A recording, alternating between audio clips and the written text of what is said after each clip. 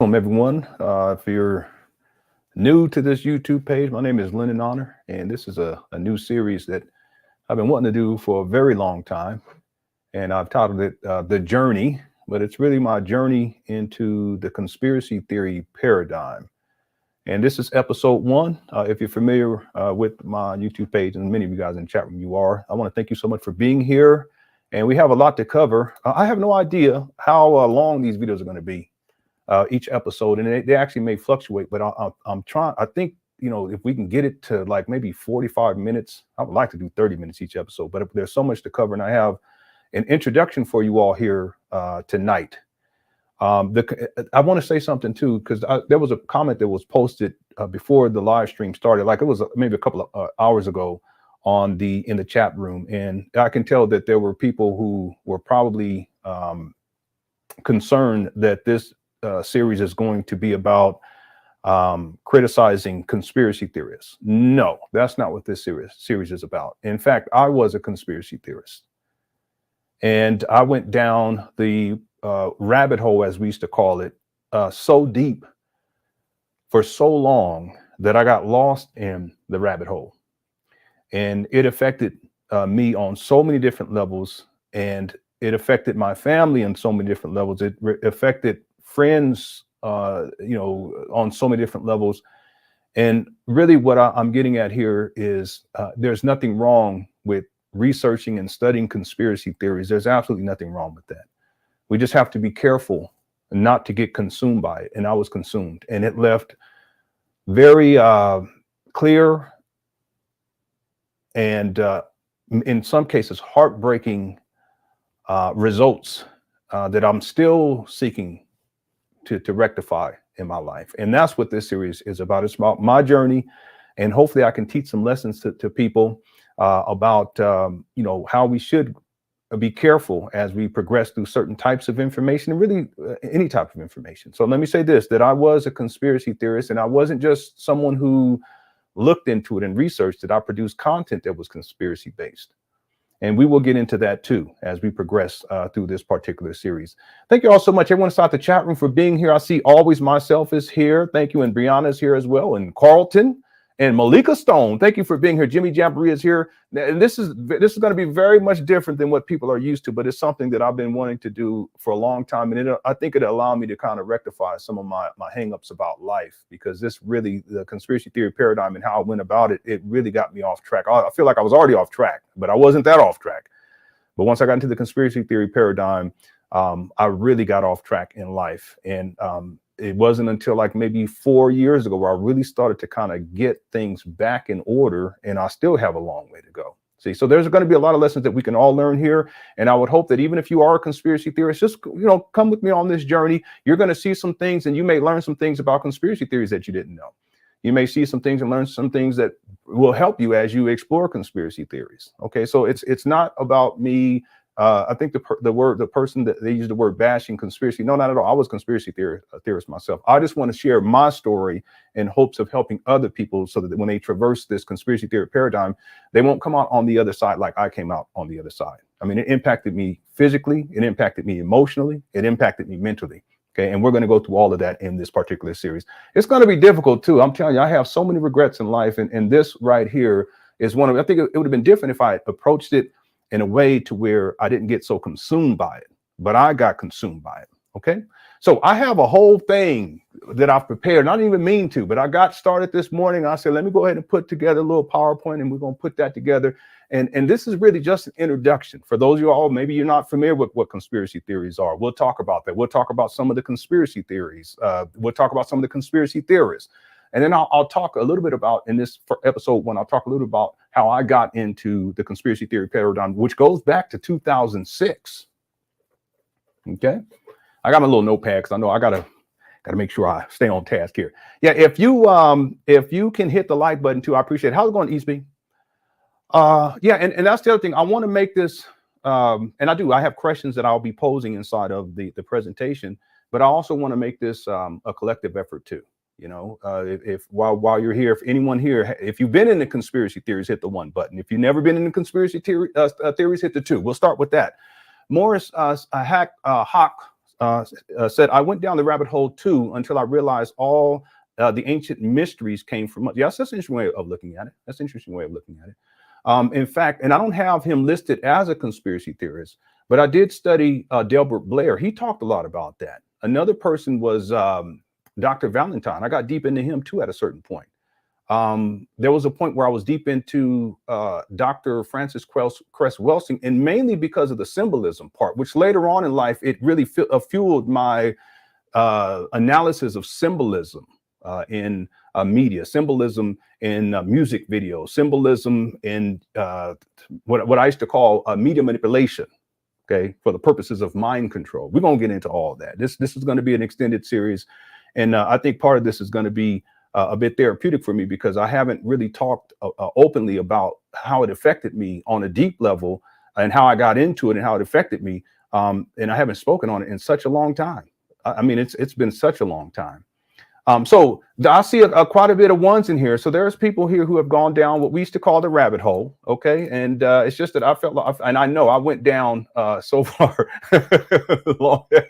What's up, Max? People be clowning me all the time. That's all right. I still got love for you. Yeah, Brianna. Okay.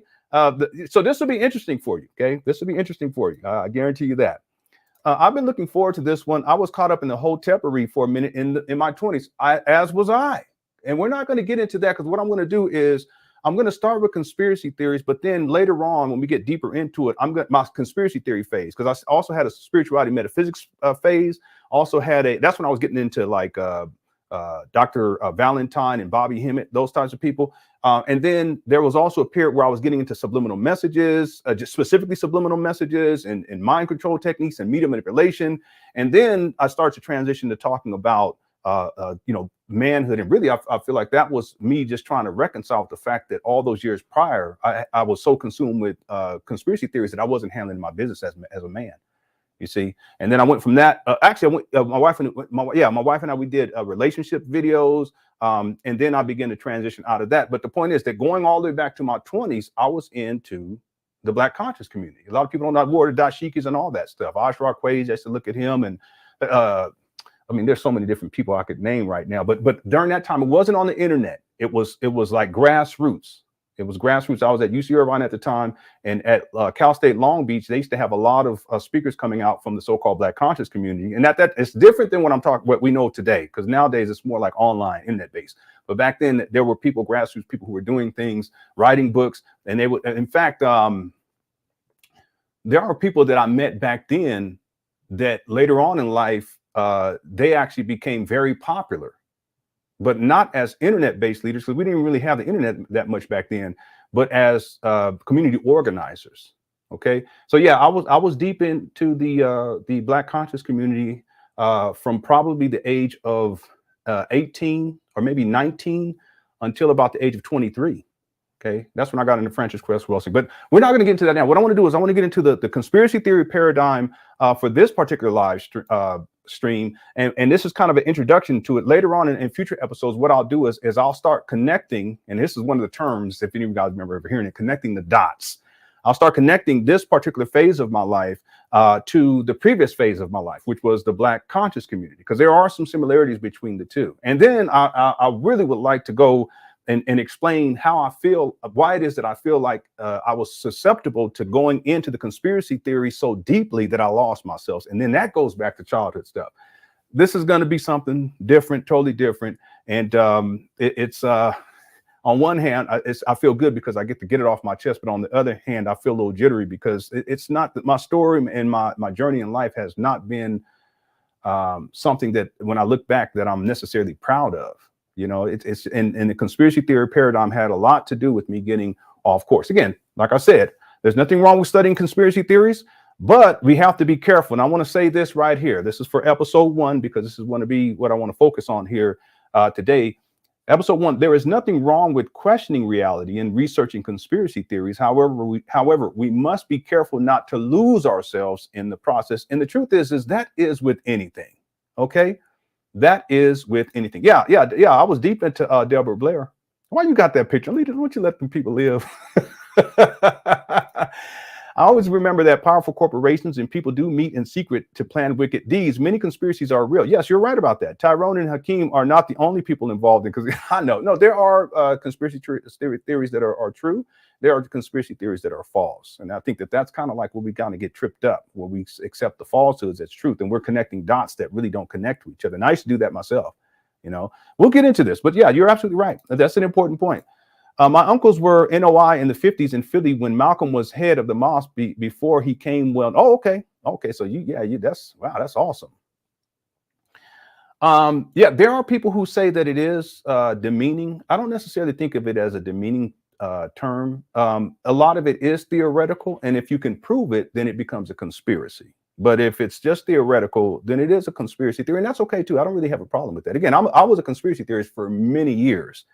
Okay, had radio shows, produced film videos. That's how I got into YouTube in the first place, going all the way back. And I started in 2006. That's when I got into it. But I don't think I got onto YouTube until 2008. But I was producing conspiracy theory content before I even got onto YouTube.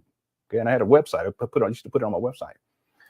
Okay, I got into conspiracy theories, but didn't allow myself to get too deep into it. I found it interesting, but didn't accept it as truth. Yeah, well, I accepted everything as truth, and that was the problem. I accepted everything as truth. In fact, one of the big issues was that I was trying to prove certain conspiracy theories to be true, even though there wasn't any real evidence that they were true. On the other hand, there were conspiracy theories that I didn't have to do that with. It's like, okay, this is a theory. This is not just a theory. This is a fact. We used to call it a conspiracy fact. That's what we used to call it. But that's one thing. It's another thing when you're trying to prove things, and now you're connecting dots that really shouldn't be connected, and you're seeing things that aren't really reflective of what you're trying to prove, but you try to prove it anyway. Well, that's what I used to do, and it's not a good place to be, because it affects you mentally, it affects you emotionally, and it affects you physically too at a certain point. And we're going to get into all that too inside of this series. Yeah, you remember it, baby. We got, and I feel bad too, because I was the one that introduced it, got my wife into it too, and I feel bad about that. And we used to, watch all the Alex Jones. Well, we did get in. I got more into Alex Jones. She didn't really like him all that much, but David Icke in particular, we're going to get into all of that, and Jordan Maxwell and all that stuff. I'm so sorry, baby. You really deserve better than that. You really did. And it would have been different if I had handled business while I was doing the conspiracy theory stuff and didn't get all caught up in it, but I got caught up in it and wasn't handling the business. Thank you for being you. Okay, love you. What's up, Mega D? Okay, all right, so let's get into this. I know there's a whole bunch more, a lot more. Well, let me just read a couple more. Yeah, I was into it heavy. Then I started figuring out those who were just fear mongering, outright lying. Yeah. Like David Icke attributing ancient indigenous technologies to aliens. Yeah, he talked about the reptilian shapeshifters. We'll get into all of that too, because I bought into all that. I read all of his books up until the one that he had with the lion on the front. That's when I've stopped. And by that time, I really started asking questions about a lot of what he was saying. But prior to that, I accepted everything that he was saying. Okay, David Icke, Alex Jones. And the thing is that there are things that David Icke said that actually came to pass. Okay, but then there's a lot of stuff that he said that it wasn't credible. Even to this day, there's no evidence or proof. But the problem was that I accepted everything. That's where the problem is. So on one hand, we can say, well, we should question reality. Yes, we should, but we shouldn't, believe everything that a person is saying when they're questioning reality. You see what I'm saying? That was my big hang up. I really got so caught up in that conspiracy theory paradigm to where I lost myself. Yeah, it is. It's an interesting topic. Okay. And I'll be sharing some things with you all that you guys do not know. Okay. And some of you guys are probably, your jaw's going to probably drop at a certain point, because you probably would never have thought. And I'll talk about my experiences, and this will be something very much different than what you guys are probably used to.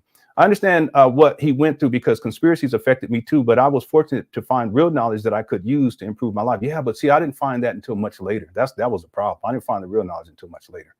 It's almost like if I was trying to figure out a way to get beyond it, but I didn't know how, and I got consumed and I got stuck. Okay, so that's good that you were able to get additional knowledge. You probably also had other people you were talking with to kind of guide you through. I didn't have any of that. Okay. Yeah, David Icke and the reptilian shapeshifters. Yep. Okay, let's get into this. Yeah, bankers, merchants, and slaves conspired to start the transaction. You're absolutely right. Conspiracies are real, and people are rotting in prison. Yeah, you're absolutely right about that. Yeah, you're right. Okay, let me go ahead and get started here, okay? Because I don't want to get bogged. Well, I don't mind. We'll have more time to discuss. I'm gonna keep all this on here, and I'll come back when we have some time, and I'll be asking questions at a certain point, and if you guys can answer inside of the chat room, I'd appreciate it. Okay, so here we go. This is episode 1 of my journey through the conspiracy theory paradigm. And if real quickly, if you see behind there, you have the all-seeing eye of Sauron. No, that's not the all-seeing eye of Sauron. That's on the back of the dollar bill. And one of the conspiracy theories was that it was Illuminati symbolism. And the pyramid became a very common symbol within the conspiracy theory paradigm. That's kind of, I was going to say it, but I was, excuse the pun, that illuminated the power and control of the Illuminati. Okay. Some of you guys remember that. If y'all remember that, hit the one. I think that was one of the main things that I kind of got into was that. Okay. And then again, I'm going to say this because I don't want to offend anyone, especially if you are into conspiracy theories. Let me say this, and I don't mean to say this as a statement of arrogance, but I highly doubt that you went deeper than I did. I highly doubt that. And I'm not saying that to be arrogant or to demean anybody. What I am saying is that we have to be clear about how deeply we go, and we have to be clear that we don't get lost. And I got so lost. Okay. All right. Let me read this. There is nothing wrong with questioning reality and researching conspiracy theories. However, we must be careful not to lose ourselves in the process. And I definitely got lost. And this is a picture right here that was taken because I used to actually do lectures on conspiracy theories a long time ago. And someone had took this picture and sent it to me. All right. All right. Now, my introduction to the conspiracy theory paradigm was via this book right here, The Biggest Secret by David Icke. Okay, many of you guys are familiar with this book if you have been into conspiracy theories, or you have to be familiar with David Icke because he was probably one of the preeminent conspiracy theorists at that time. Again, this was in around 2006. I would say Alex Jones was up there on the rise too, especially after 2001. I watched this documentary today. Someone sent it to me. Thank you so much. Where they talked about how Alex Jones came into prominence. And that had a lot to do with September 11th. We'll get into that too. I actually wrote a book on that. It wasn't conspiracy based per se, but it did recognize how September 11th was used as a manipulative tool of psychological warfare against the population via what I called cyclical mind control programming. See, now see that right there? I'm just not no little pup. Just look, I wasn't no little pup just looking at the conspiracy. I got deep into it. All right. So this particular book, let me tell you the story. Do y'all want me to tell you the story how I got a hold of this book? Or should I wait? Because I was planning on doing it for the end. Okay. Maybe I should do it now since this is the beginning, just to kind of give people an idea of how I got into the conspiracy theory paradigm. So prior to my first son being born, I was working on an album of music, and it was really like an album where I was singing songs where I'm teaching him lessons. It's interesting because at that time I was really concerned about me not being taught certain lessons by my father, and I always felt like I was lost. And then here I am at the age of 28, about to have our first child, and I felt like I didn't know what I was doing. And the truth is, I didn't know what I was doing. Well, I was lost even then, but not too far, not as deeply as I became.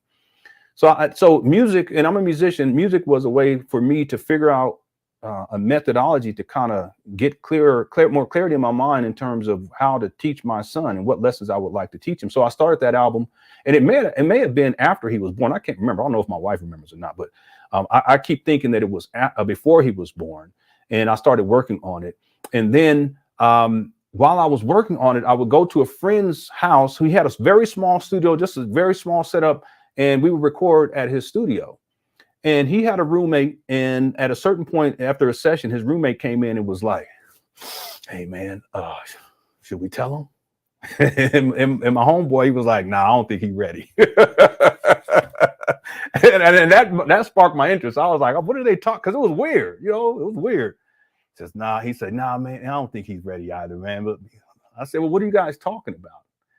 And he says, "Well, we have a book." And I don't think you're ready for it. And I was like, okay, I was intrigued. Like, well, what are you talking about? What is the book? Well, he walked out of the room, and then he came back, and lo and behold, the book was this book right here, The Biggest Secret by David Icke.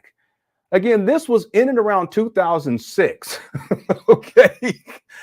I mean, it seems so long ago. It's like ancient history right now. You know what I'm saying? Even when I think about it, it's just like it's like ancient history. But this is the book that he came out with. He showed it to me and I looked at it and I said, well, what's the biggest secret? You know, and he said, you got to read it. You're going to have to read it. I said, oh, okay. And I looked at it, said David Icke on there. It looked just like this. I don't remember seeing that red thing on there. It might have been there, but I don't remember it being on there. And so I don't remember if because I asked if I could use it to go read. Because I always, back in my Black Conscious community days, I used to read. You know, I used to read books. And so you know, I already referenced Dr. Francis Cress Welsing. That was an important one. There was other books. Well, we don't have to get into because we're going to get to that in another episode. But so I want to know. You know, I've always been like inquisitive and stuff like that. So I can't remember if they actually let me use it. I think they let me use it. So either they let me use it or I got a copy somehow and I started to read it. But when I read it, it was just mind blowing. And I read it and I just didn't read it once. I read it twice and I read it a third time. And then that set me on course to really starting to think about conspiracy theories and spending. And at first it wasn't a lot, but I started to spend more and more time researching conspiracy theories and, you know, studying conspiracy theories. I was on checking conspiracy theories out on YouTube. This is around 2006, you know, getting into 2007 at that point. And initially I wasn't so consumed by it, but it did take my focus away from my young family to a particular degree. And that's where the problem was, you know, that's where one of the major problems began. So this particular book was my introduction into the conspiracy theory paradigm. And David Icke's, at that time, at least, his main theory was that the ruling elite were dominating the world, but they were being used by these reptilioid species from another dimension, and that they used the ruling bloodlines as in the bloodlines as the vehicle because of their genetic makeup to tap into them and then use them kind of like puppets to control the world. Now I was intrigued by that. I was like, wow, you know, because I was always into sci-fi anyway. So I said, you know, hey, this is right around my corner. This is right on my block, if you will. The problem was that I believed everything without questioning anything. And even though I accepted it, there was not a part of me that said, wait a minute, where's the evidence of this? Well, he never presented any clear evidence. Okay. And trust you me, I looked. Okay. Credo Mutua. I watched the Credo Mutua reptilian agenda. I can't tell you how many times, but that was much later. Okay. And we'll get into that at another point. I was also thinking of actually showing some of these clips of these different people and listening to them talk. And then I can show you clips of me talking. You're like, wait a minute. You know, you can tell how the influence. Okay. Going all the way back in the day. Okay. All right. So this was the book, David Icke's book, The Biggest Secret. And I read it so many times. And that's when I kind of started to plunge myself into the conspiracy theory paradigm. He had other conspiracies too, but that was the main one that I could remember that really stuck out to me because it was mind blowing. And then, of course, his message kind of evolved. And I think by the time he got to this particular book, or by the time I read this particular book, it really kind of put me in a state of mind where I was just so detached from reality because it's getting to the reptilian shapeshifters talking more and more about that. And then it started to kind of teeter into spirituality and metaphysics and this type of thing too. And that kind of made me confused. But then on the other hand, all of the conspiracy theory content that I've been consuming for I don't know how many years up to that point had made me fearful. And I wanted to get out of that quote unquote matrix of the physical domain. So then I started to think more spiritual. We're going to get into that too. Well, I tell you, we got a lot to get into in this series. We're doing good on time too. All right. Now, I want to take a couple of minutes now to I want to define some things so that we're all on the same page. All right. And then once we're all on the same page, we'll move forward. All right. Everyone okay? All right. I hope everyone's okay. All right. Let me just real quick. Let me check inside of this. Bankers. Yeah, I got that one.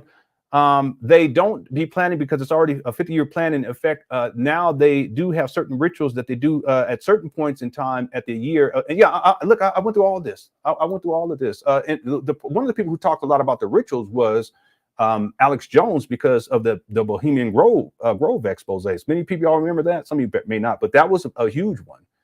I mean, that was a huge one. When I got into Alex Jones, he had started producing. Alex Jones. When he started to produce these videos online, they were getting massive amounts of views, and it started with that. Really, in my opinion, it started with the Bohemian Grove thing. All right. The rituals. Going back now that you say that, real quick. Yeah, I mean, I really want to just do the presentation, but I want to make this interactive too. So it's going to take longer, but that's okay. Okay, I'm wanted to have short shows, but it is what it is. Let's just hang out and we'll get through all of this at some point. One of David Icke's conspiracy theories, in addition to the reptilian shapeshifters who were ruling the world through the global elite and their bloodlines, and that's why they intermarry and that type of thing because they want to keep their blood pure. There was also another aspect of this, and this was the notion. What did you say? I just forgot what you just said. I'm sorry. Hold on one second. Here it is. I thought I just. Yeah, give me 1 second. I'm looking through the chat room right now because there was a point I was going to make from what the person just said. Yeah, excuse my children too. They loud.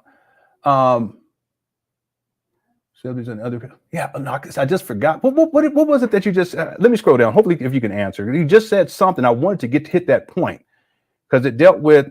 Here it is. I'm sorry. Here it is right here. Here it is. I'm sorry. So the truth is, there was a 50-year plan, but it's not a secret society. Oh no, that's not it. I'm sorry. That was such an important point I wanted to make, and I lost my train of thought.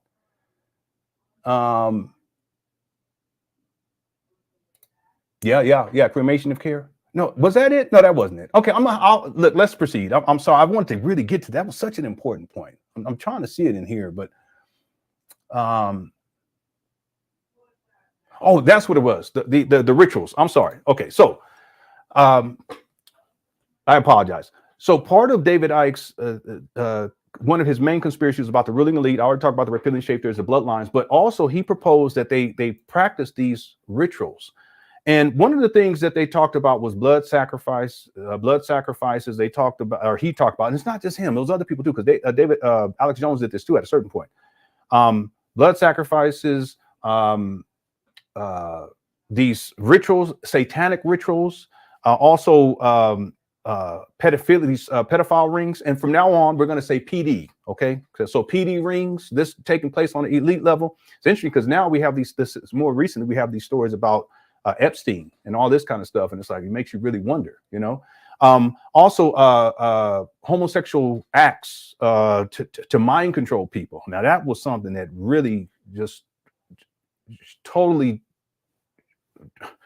I can't even explain to you all that right there. And it wasn't just David Icke, because he had these other people. One of the people, what was this lady's name? There was a lady who wrote a book called The Transformation of America. And there was a woman named Kathy O'Brien. And then there was another book that was written called Thanks for the Memories. Those two books really messed me up. And they talked about how these certain acts were used to mind control people. But this is all tied to these rituals too. Okay. Boy, I tell you. And again, I went into it like, okay, this is all true. It has to be true. Then I started to try to prove that it was true. Okay. Now listen, there are PD rings. They are. Okay. One of my biggest fears is, one of my children, or any child for that matter, but my children being victimized in that way. And I've been hyper vigilant. A lot of that comes out of the material that I was consuming at that time. We'll get into that a little bit later, because I'm putting carrot before the horse. Gary's Drink says, I gravitated to you back in the day, and I'm glad we are both out.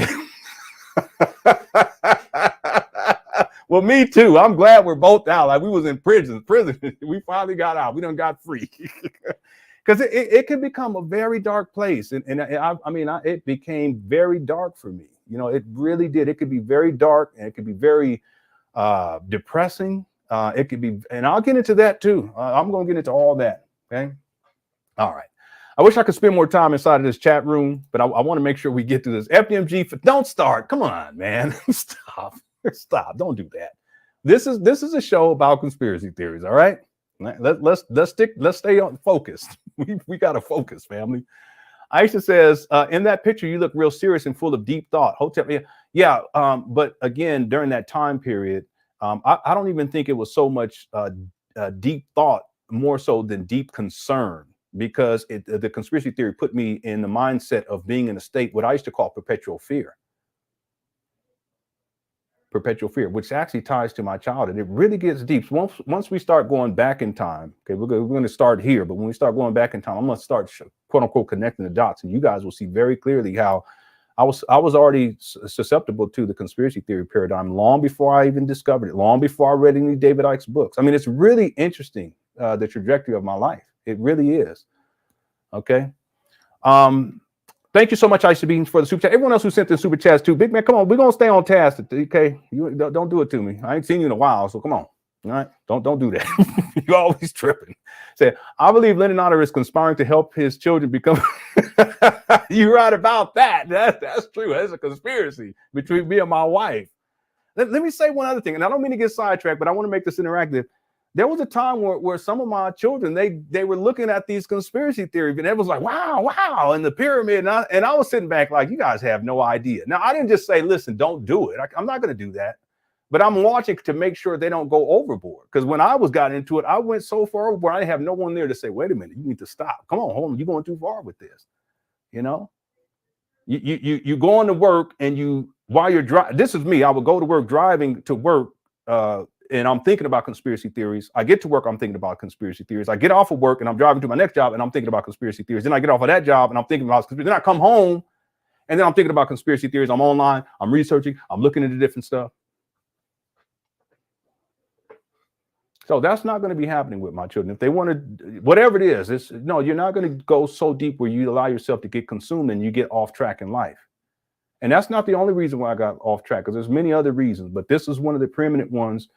Back in 2006, I was already lost anyway, but trying to find my way. But at that point, once I got in, that's why Gamers and Drinks. Yeah, I was happy to get out.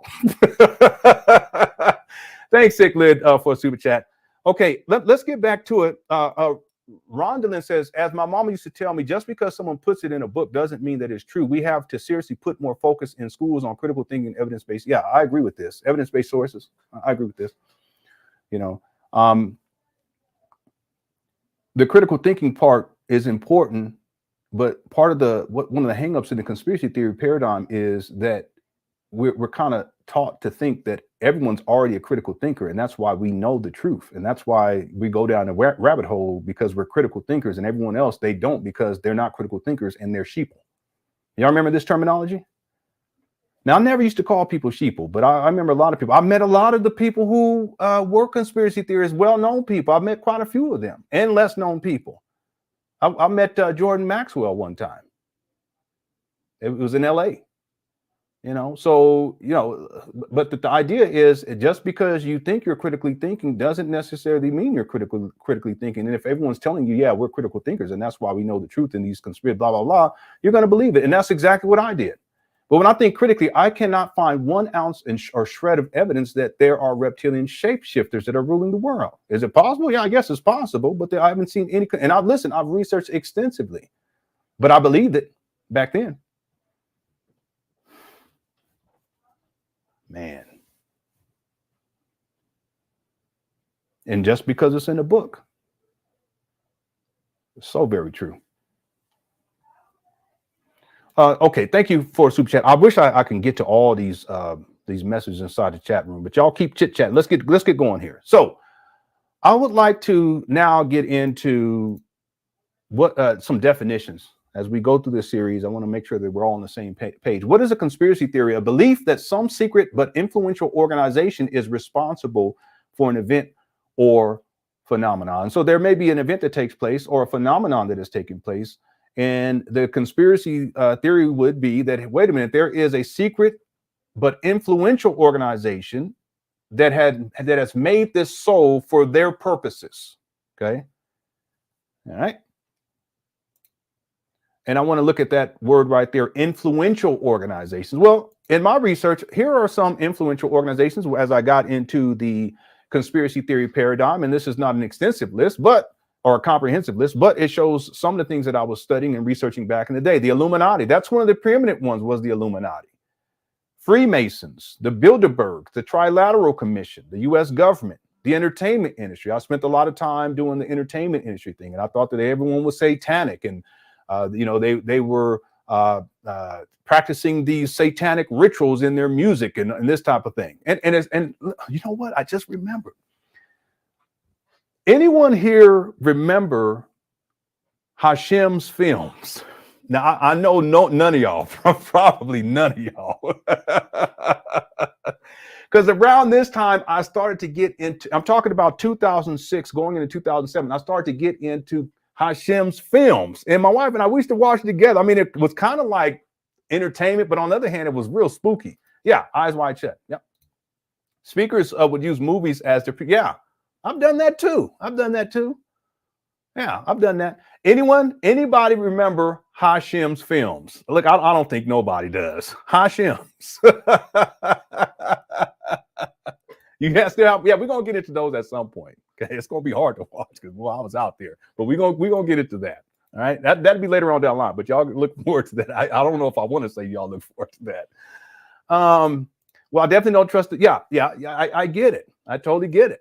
You know, so no one has. Okay, only one person remembers Hashem film. I'm so surprised. Okay, a couple of people. So Hashem's films came. Yeah, it was like Hashem. I think it was Hasheem. I don't think that person is around anymore. But he came from the vantage point of the. Yeah. Oh, I'm sorry. Oh, what? This one? Yeah. Oh, can you close it? Yeah. Okay, I was wondering why it was so loud. I forgot to close the door. Thank you. So Hashem's films. He really was the first person that I saw that was kind of breaking down the occult. That's another word, another term, occult, and the satanic influence in the entertainment industry, more specifically within music. Okay, and we used to watch those videos, but he also kind of teetered on the spirituality aspect of it too, where he was talking about the Dajjal. What was it? The reptilian shapeshifters will be the Dajjal and the which was like kind of like the Antichrist or something like that. So that was something that I kind of started getting into at that point, but it also kind of tied to what a lot of what David Icke was saying. And then that's where, you know, you start connecting all these dots, and then all of a sudden you got all these massive, and then all this information, you're flooding your mind with it, and you're trying to connect all these dots, but you don't have all of the information that you need, but you just you continue to connect all these dots. And that's a very dangerous place to be. Yeah. Your breakdown of Rihanna umbrellas was my intro. Yeah, that was, I think that was the third video that I did. That was the third video. We'll get into that one at some point. Yeah, the Borg Agenda was another one. Yeah, the Borg Agenda. And also, when I started to produce those conspiracy theory based videos, I recognized that earlier on it was really me repeating what I had heard, you know. And I'm going to show you all that too. I'll show you all that. Okay, because the video that I did about Michael Jackson, that's really the conspiracy theory by someone named Dr. Wilson Brian Keyes. And I have that. I actually downloaded the book, and I'm going to show you guys that. Oh boy, this is going to be something else. Well, I ain't thought about a lot of this in a long time. Yes, occult simply means hidden knowledge, and Jordan Maxwell talked a lot about that. That was mainly his thing. But the thing is that oftentimes the occult, the idea of the occult is associated with the dark arts, dark magic, the Illuminati, the satanic rituals, this type of thing. Okay. All right. Okay. Yeah, that's what it was. The jinn. Yep. There you go. Yeah, I know. There is satanic symbolism in music. Yeah, it is. No, you're absolutely right about that. It is. See, and again, that's one thing. But what I did was I went too far where I was making connections that didn't exist. I'm gonna show y'all too at some point. We're gonna get it. Boy, I'll tell you what. You revolutionized YouTube. Yeah, I did. I was one of the forerunners, but I really kind of got the thing from Hashem's films because he was before me. There was other people who came along later. But again, the point I want to make is that's why I want people to understand. If you're into conspiracy theories, please don't think that somehow this is about bashing conspiracy theories or conspiracy theories, because I was one and I was deep into it. Okay? Again, it goes back many years. It goes back over a decade. But understand that when I went into it, I went too deeply. Okay, and not only did I go in too deep, there are things that I produced and things that I was saying on radio shows that were way out there that I recognize now were not true. But see, the difference was that I was trying to prove something to be true based upon all the information I was receiving in the conspiracy theory paradigm. That's not the way to go. Okay. If you don't make something true, it either is or it's not based upon evidence. See, but for me, I was just trying to prove anything. Reptilian shapeshifters are true, right? The global elite, they're trying to, they're using chemtrails for population reduction. It must be true. Okay, and we're gonna talk about that too. I'm gonna tell you all the story in a minute. All right, thanks, MJA. Okay, so let's get back to it. Okay, we're doing good on time. I wanted to really keep this under an hour, but it is what it is. So, influential organizations: Illuminati, Freemasons, Bilderberg, Trilateral Commission, the U.S. government, the entertainment industry. The Knights Templar, Skull and Bones was a big one, especially coming out of what was his name? Not David Icke. Alex Jones. In fact, he did a documentary. I can't remember. Anybody remember in the chat room what that documentary was called? But he talked about the Skull and Bones. I can't remember what. It's a secret society. Can't remember what college campus it was on, university campus it was on. But he talked about how the Bushes were part of the Skull and Bones, and they did these rituals, these satanic rituals, and they had the skull of this, I can't remember, a Native American chief or something like that. Anybody remember what that particular name of that was? Yeah, okay, so it was Yale. I think it was Yale. Yeah, I think it was. Wow, I can't believe you all know this. Why do you all know this? What in the it's spooky. Wow. Yeah, you're right. You're right, Reverend. Yeah, and that was me. It was blind belief. It really, and again, some of the stuff was real and true, but there was a lot of stuff I accepted that was not true at all. Yeah, Geronimo. Yep. I talked about Bohemian Grove earlier. Yep. I have that on the list, and we're gonna get that just a minute. We're gonna get that in just a minute. Highland, I was the same way. It made me very paranoid as well. Me too. I can't even tell you. I mean, we'll get into that too. I'll talk openly about that. Remember, Behold? Yeah, I sure do. Behold, the pale white horse scared the living daylights out of me, by William Cooper. William Cooper was the forerunner. He was the one that really would have become Alex Jones. But Alex Jones, he was that guy. He's something else. There was a whole thing about all of that. You know, the storyline, it was just crazy. But ultimately, Alex Jones took that #1 spot, and he just blew up. But William Cooper was the guy before Alex Jones. Was really scared. What really scared me was the Franklin cover-up and the Johnny Gosch story and Paul Bonacci. Yeah, I remember the Paul Bonacci conspiracy. And Franklin, I think that was the school, wasn't it? The school? I could be wrong. Okay, and I don't remember the Johnny Gosch story. Yeah, I don't think I got into that one. Okay, yeah, so it was Yale. Yeah, I just can't remember what the maybe the movie was the Bohemian Grove documentary. Yeah, he sure did. Okay. And then M just says, remember the bad conspiracy about Washington? yeah. I used to be a firm proponent for that particular conspiracy, to be honest with you. I got into C-19 conspiracy theories. I had a lot of time on my hands during, COVID-19. Yeah. Okay. Yeah, rest in peace, William Cooper. I actually think he was a good guy. I just think, sometimes we get caught up.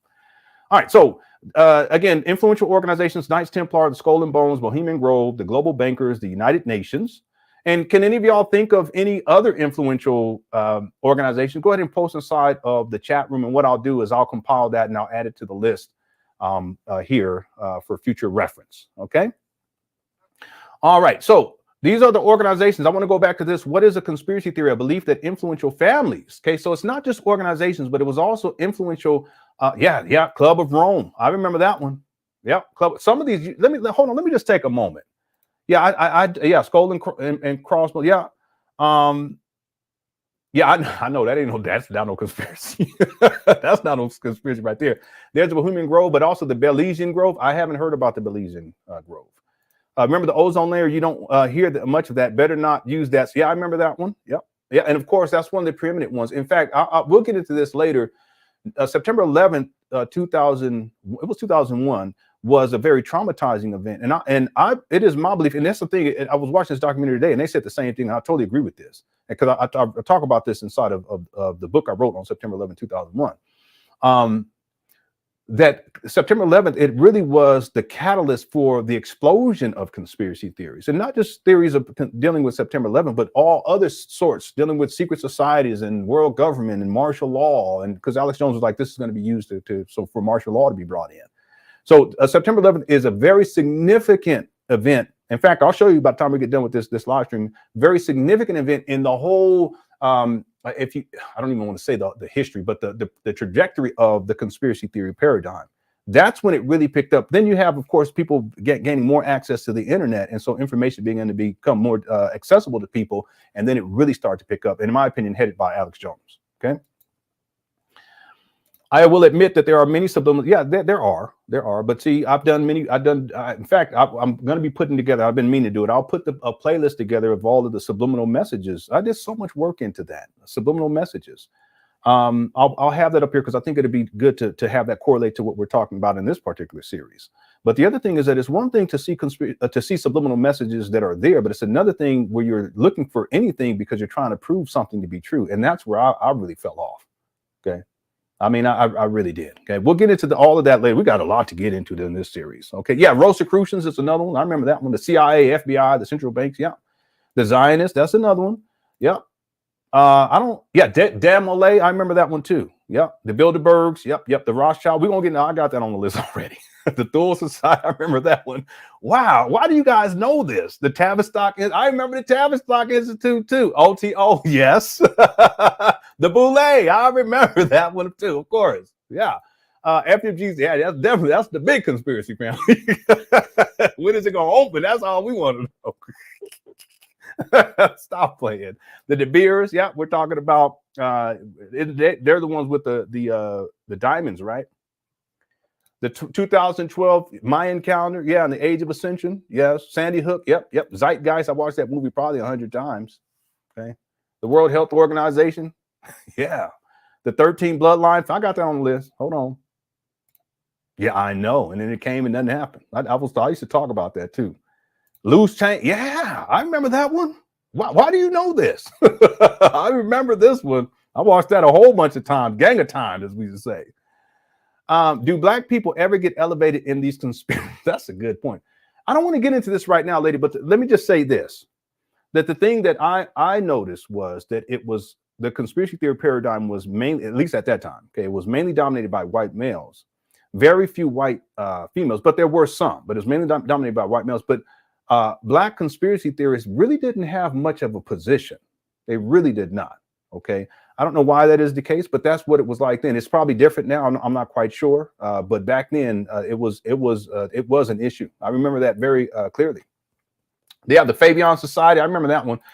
Yeah. The British royal family, the Black helicopters. Wow. HARP. Yeah.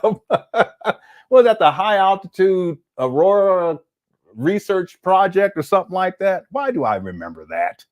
Yeah, the AIDS conspiracy. Yeah, I mean, we're going to get into that too. But the thing is that was based off of Dr. Wilson Brian Key's work. You know, it was me really trying to prove him to be correct. And there are a lot of things that I stated in there were not true. There's also, in my opinion, it was teetering on homophobia. See, and part of that was because of the conspiracy theory paradigm. If you guys go back and listen, a lot of the especially coming from well, I'm not going to say no names on this, but there were people who they were really talking about the homosexual agenda, that this was part of the Illuminati and the New World Order and all this type of thing. There's people who may believe that, people who may not. But the point is that had a major influence on me. It really did. You know, and my wife, she even told me, and it wasn't that long ago. She says, "You remember them? I don't know how we got onto the top, but I brought up something dealing from back in the day, 2010 or 2011. She was like, "Yeah, that's when you were kind of homophobic back then." I said, "What?" He says, "Yeah, you were." And when I think about it, yeah. Okay, and not like I'm treating homosexuals in a bad way, but it's not like that, like anything physical, but just in my mind, based upon the programming that I received, and especially the idea that these global elite, that they were PDs and they were homosexual and they're practicing Satanism and all of that got convoluted in my mind, and it's something that I regret to this day. You know. We'll get to this too, but I'll probably have to do some apologies to people if you're in the LGBTQ community, you know. But that's where, you know, again, my mind really got I got twisted up, and I was in a very y'all see, okay, confirmation bias. Yeah, Dr. Sabi. Yeah, I got him a little bit later. Flat Earth Society. Yep. That is a simulated reality. The Boule. Yep. The Project Bluebeam. I remember that one too. How's it going, Gloriana? Why do you know that? Come on. I remember that one. Yeah. Yeah, you're absolutely right. Because they talk about the Masons and all that stuff, and then he gets these little things, and he takes it to this building, and then he gets that one, he takes it to this one, and then there's a pyramid. And I watched those movies. I was like, yeah, we really working now, family. Okay, that was a conspiracy between Jack and Jill. Yeah. Okay, so these are plenty. I'll add some. Wow, I ain't seen you in a while. How you been? Yeah, Men in Black. That's another one. God's Little Princess. Wow, people starting to show up. That's amazing. Okay.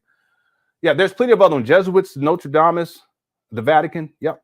The London. Yeah. Yep. Okay. All right. So let's get back to this. I want to keep progressing here. Yeah, the Black Pope. Yeah, I remember all that. So we just gave some influential families, and here are some right here: Rothschilds, the Rockefellers, the DuPonts, the Merovingians, the Crown Council of 13. Someone mentioned that, a committee of 300. All right. And so if you can think of any other influential, wait a minute, did I get this wrong? Yeah, I messed this up. This should say families. Okay, if you have any more you want to add in there, but we've added plenty. There were plenty that were stated in here already. All right, so let's go to the next step aspect of this, and that is, if we look at conspiracy theories, we're talking about a belief that some secret but influential organization or family is responsible for an event or phenomenon. And the preeminent event, as I stated earlier, was September 11, 2001. See, and I've talked about this, the psychological impact of September, even seeing the picture, everyone knows where they were on September 11, 2001 and what they were doing. And in the book that I wrote on September 11th and the mind control aspect of it, it talks about how this traumatizing event was used by mass media for the next decade to trigger trauma in people. And it was just like a way of controlling people, keeping people in a state of fear. So every single year they start talking about terrorism in and around September 11th. I remember the second year, 2002, they're like, is it going to happen again? No proof of this.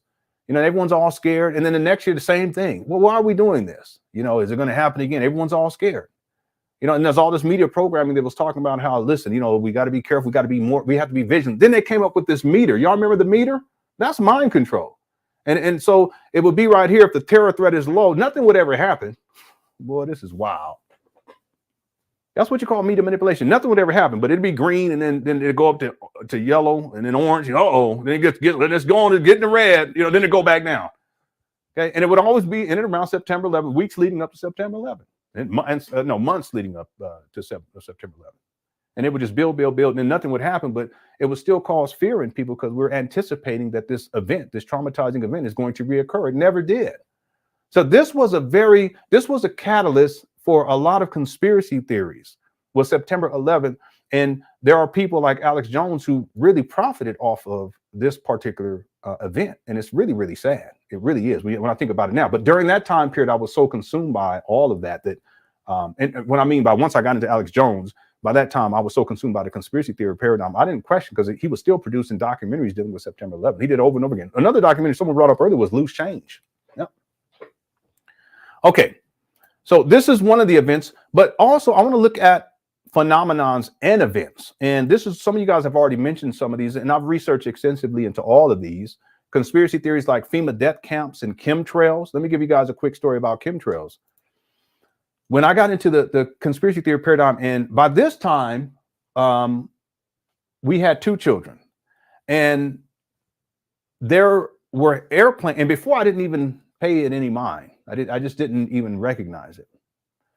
It's like confirmation bias. But after I had gotten into chemtrails and studying chemtrails and different conspiracy theories associated with it, then I started to recognize and see these airplanes. They were always there before, but I'm trying to confirm this theory to be true. And the theory, just because there's a couple of them, real quick, okay, just to go to show you that I'm not just someone that just kind of halfway looked into these things. Chemtrails, there were different theories dealing with chemtrails. One was that these chemtrails, these chemicals were being sprayed by these planes in the atmosphere to create clouds. Okay, so weather modification. That was one of them. Another one was that they were creating these clouds, though not for weather modification, but to protect different government secret sites from satellites from in space where other nations would be trying to spy on these secret facilities. But one of the main ones that really got me was that the planes were up there spraying these chemtrails in order to make people sick so that they could reduce the human population. That's the one that took me out. So that's fear, you know, and I got 2 young children, 2 really young babies, right? And I'm scared about even going outside. And I'm looking up, you know, and there's times where, you know, I wouldn't go outside. I know, come on, bring the kids in.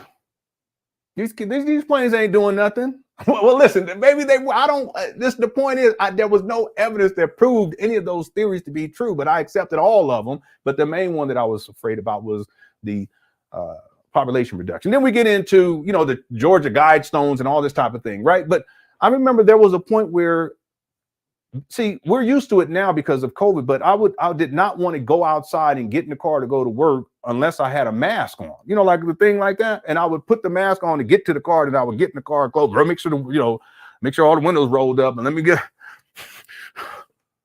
And it got so bad, the anxiety of all of that, it got so bad to where I actually started to feel sick because I felt like these chemtrails were, you know, toxic and they're trying to kill me, you know. And I would literally have a physiological response based upon what I was thinking in my mind. I can't remember what the term is for that. Psychosomatic, I think.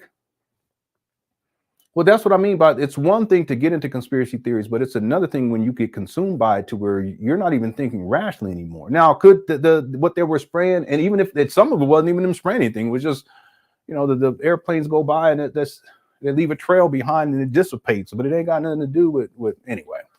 Let's just give you guys an example. Chemtrails, global population reduction, the John F. Kennedy assassination, that was a major one. In fact, William Cooper talked a lot about that one. Mind control, which is real, okay, in my opinion. The moon landing hoax, someone brought up HARP earlier, okay. Roswell UFO crash and cover up, the flat earth theory, someone brought up that one earlier too. Okay, elite bloodlines rule the world, we talked about that one earlier. Reptilian shapeshifters, we talked about that one. I went deep into that. September 11th was an inside job. That was one of the major ones that people talked about for a long time. False flags, the idea of false flags, and Area 51. That's where you get into that, you know, the government has a secret base where they keep extraterrestrials underground, and you know, they have these spacecraft of the extraterrestrials, blah blah blah, that type of thing. Okay, so Area 51. Of course, the New World Order is a permanent one, and martial law. They've been talking about martial law going to come to your town for who knows how many decades. It still hasn't happened. MK Ultra, okay, mind control techniques, and that's where I really got twisted up with MK Ultra and how David Icke used to talk, and it wasn't just him, because he would have other people that would kind of confirm what he was saying, that the Illuminati, the elite, that they would practice these sex rituals on people, and by doing these sex rituals and engaging in a particular sex act, okay, I'm not going to say what it is, that what they do is by doing this, it causes the person to their psyche or their mind to explode, and then their mind, it's like honeycombs are created in their mind, and each one of those honeycombs you can therefore put in a identity. And now that's where you get into MK Ultra, the Manchurian Candidate. Okay, and so now they have all these different identities, but really what it is now they have these multiple personalities, and then you can use them to carry out, you know, different, I guess, operations against whoever, right? You can have one personality where the person is an assassin, okay, and then you trigger that personality, and then they go about this process of whoever you want. So this type of thing, boy, I tell you, I got in so deep in this stuff. Of course, Hollow Earth was another one. That's one that I actually believed in for a very long time. Now there's plenty of tunnels in the earth, right, and caves and stuff, but that the earth is hollow, okay. You know, let me just stop for a moment, because I remember when I really started to lose it. Okay, now, I'm gonna give you guys evidence of this later on in this episode, and not in this episode, but in future episodes. When I really started to lose touch with reality, I was up late one night, and I mean really late, studying conspiracy theories, and it wasn't just videos. I would go on websites. I ordered books, DVDs, all kind of stuff. But I don't even know how I was in a forum. You remember those? I was in a conspiracy theory forum, and someone had mentioned a website about a guy who went into the earth because the earth was what was the term? Not flat earth. It was hollow. And I was intrigued. So I clicked on a link that the person posted inside of the forum, and it took me to the website, and I started to read. And there's just, and the guy wrote, or the guy, or it could have been a woman, but whoever wrote it, the writer did such a fantastic job of spinning the story in such a way that it was so believable. I mean, and it's late at night, and I'm already in a state of perpetual fear because of all the conspiracy theories that I've been consuming, accepting everything as being real. I started reading this story, and it talks about how this guy found this cave, and he went through these tunnels, and he went further and deeper into the earth, and it was dark, but he kept going and he kept going, and he was amazed because it wasn't just a cave. There was actually structures down there that, you know, carved out structures where you can walk through, and it wasn't like a normal door. It was like 16 feet tall, and he kept going deeper and deeper. And I mean, the story was so compelling. It was deeper and deeper and deeper. And the whole time, he finds things, he sees these different things. You're like, what's going on here? And then he gets to a certain point where he gets so deep down there, and he comes upon this, what do they call it? A precipice or preface, not a preference. Precipice, I think. That's like, you know, like the edge of something.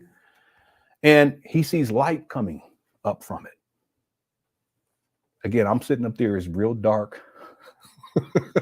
And I'm already scared about everything. Reptilian shapeshifters and the Bilderbergs and the Illuminati.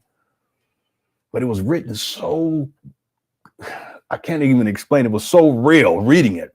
And he starts walking up to the edge, and he starts to look down, and he looks down, and he sees these 16 feet tall humanoid beings walking around. And it scared the living daylights out of me because I believed it to be true. And I'm thinking to myself, there are people living inside of the earth who are 16 feet tall, and they have structures under there, and they have lighting sources, and what's their agenda? Of course, there was no evidence. He didn't provide any pictures or anything like that. It's just, it was a fantastic story. And this is what I mean. There's nothing wrong with going into conspiracy theories or exploring them, but make sure there's evidence to back anything up. And in this case, there was no evidence whatsoever. And there was a time where I was producing content where I was trying to just figure out a way to make things real, connecting dots that didn't exist. See? Well, that's not the way, that's not the proper way to go. Okay? There has to be a premise, and then you have to have evidence that supports that, and it has to be very clear. And if that's not there, then you have to throw the theory away. If you will, the premise is inaccurate, it's untrue. Right? All right. Well, we got 300 people in here. Okay, I didn't expect people to want to even tune in to this, but I'm glad we got a turnout here. Thank you so much, everyone. Thank you for the super chats too. Ben Adder said, "Do you remember My People, the Screws?" No, I don't remember that. I don't. Now I want to go look. Let me go over here. Let me not do that. Let me not go. See that? I was about to go down the rabbit hole. It's so hard. I'm telling you, it really is. Once you get going, all right. Good point. Jesse Ventura conspiracy TV show was hilarious. Came out after 9. Yeah, I know. I remember. I used to watch that all the time.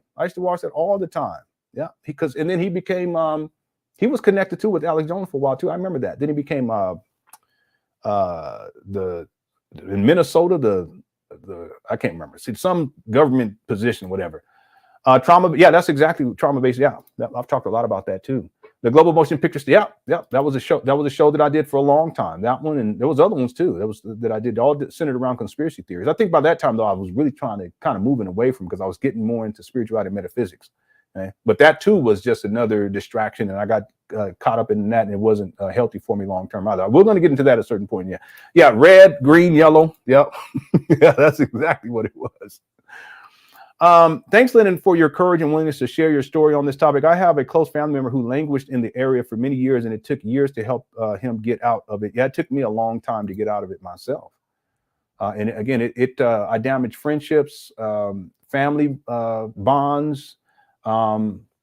It impacted, my ability to take care of my family like I should have been taken care. I have a lot of regrets about that.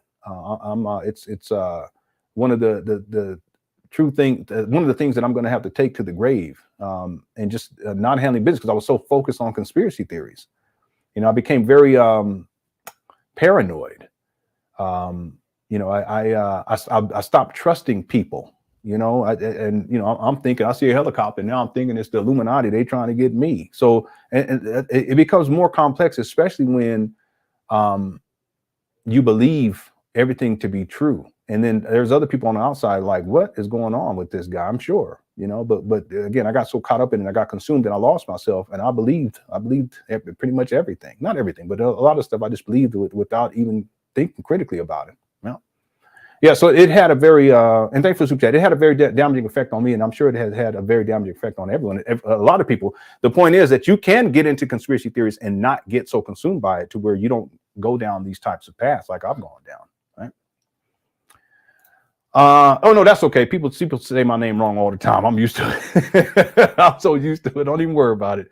Okay, let me just make sure I got to all these super chats. We got 311 people in the building. Y'all hit the like button. I appreciate it. Okay, I'm all caught up.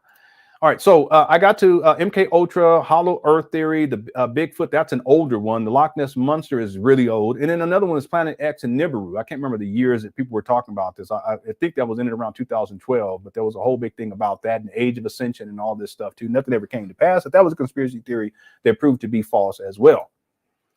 A couple of other ones, the 2012 Age of Ascension. Okay, the alien agenda, the Pleiadians, the Lyrians, the Greys, the Andromedans, the Reptoids, the Anunnaki, the Chitauri. All right, all this I believed in. And I actually talked about these types of things. I did videos and radio shows about these types of things. One of the individuals that, and actually, we'll get to that in just a moment. I'll show you the person who really got me going on that particular path.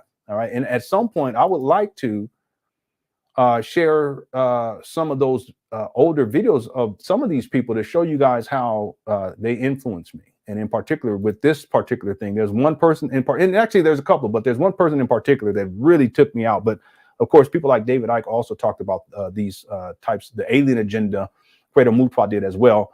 And then of course, the reptilian elite. All right.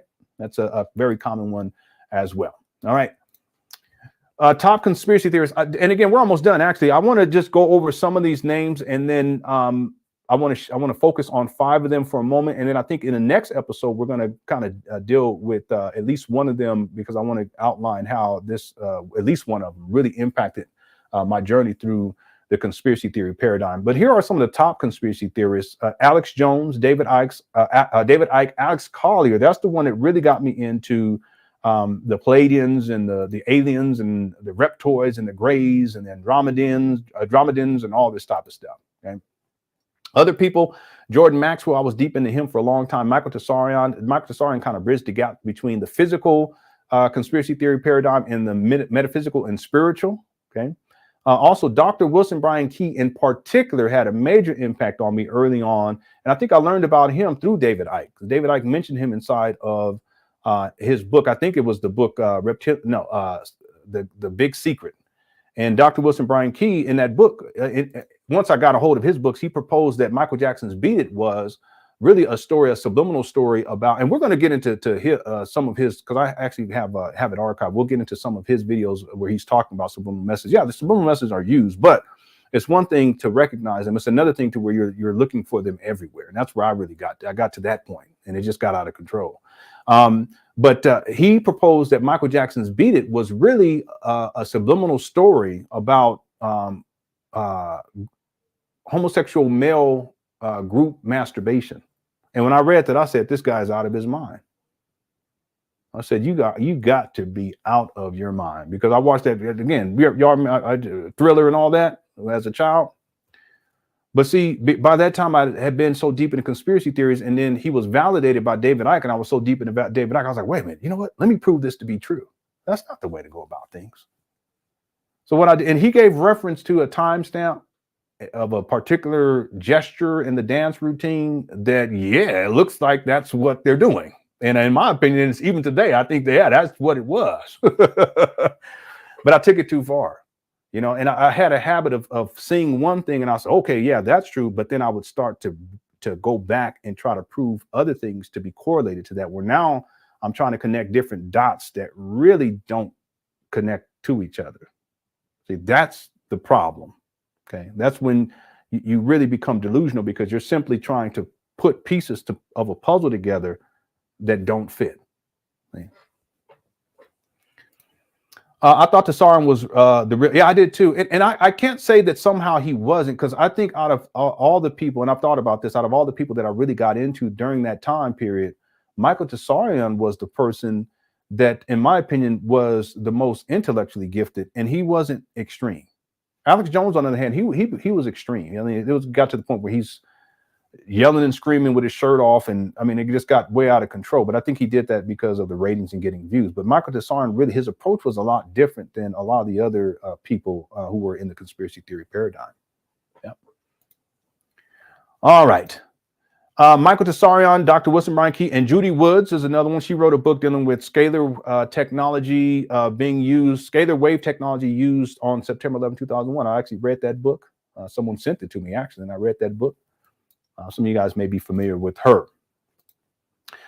Joe Rogan, he's also a conspiracy theorist, not a heavy one, but if you guys go back, you can actually find him interviewing Alex Jones and other people on his show a long time ago. He wouldn't do it today, I doubt it.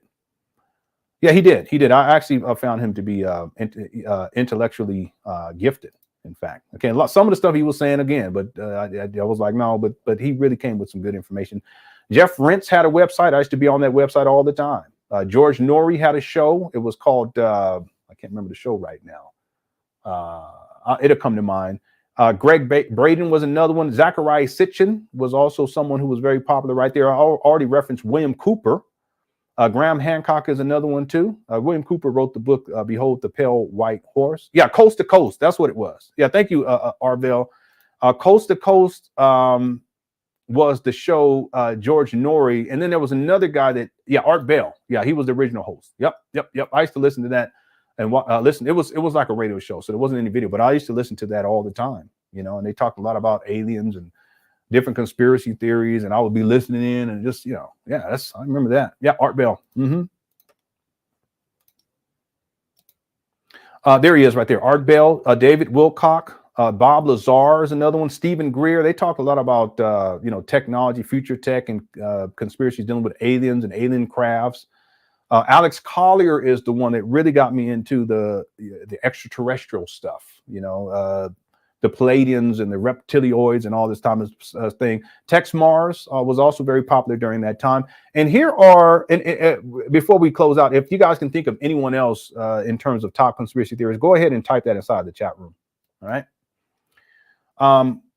Okay, before I do this, because I want to do this to close out, Sitchin is what took me over the top. Oh, yeah, I didn't get too deep into Sitchin. I really didn't. I got into him, but I didn't get too deep into him. I would say the person that took me out the most was David Icke, but also the Dr. Wilson Bryan Key. I didn't really get deep. I mean, I bought all his books, the Clam Chowder or something. I don't even want to mention what he called that book. I read through all his books, but really it was David Icke, because David Icke, not only did he write a whole bunch of books, and those books were like this thick, and I would watch them, but he also had videos out and DVDs and all that stuff, and I would watch all those too.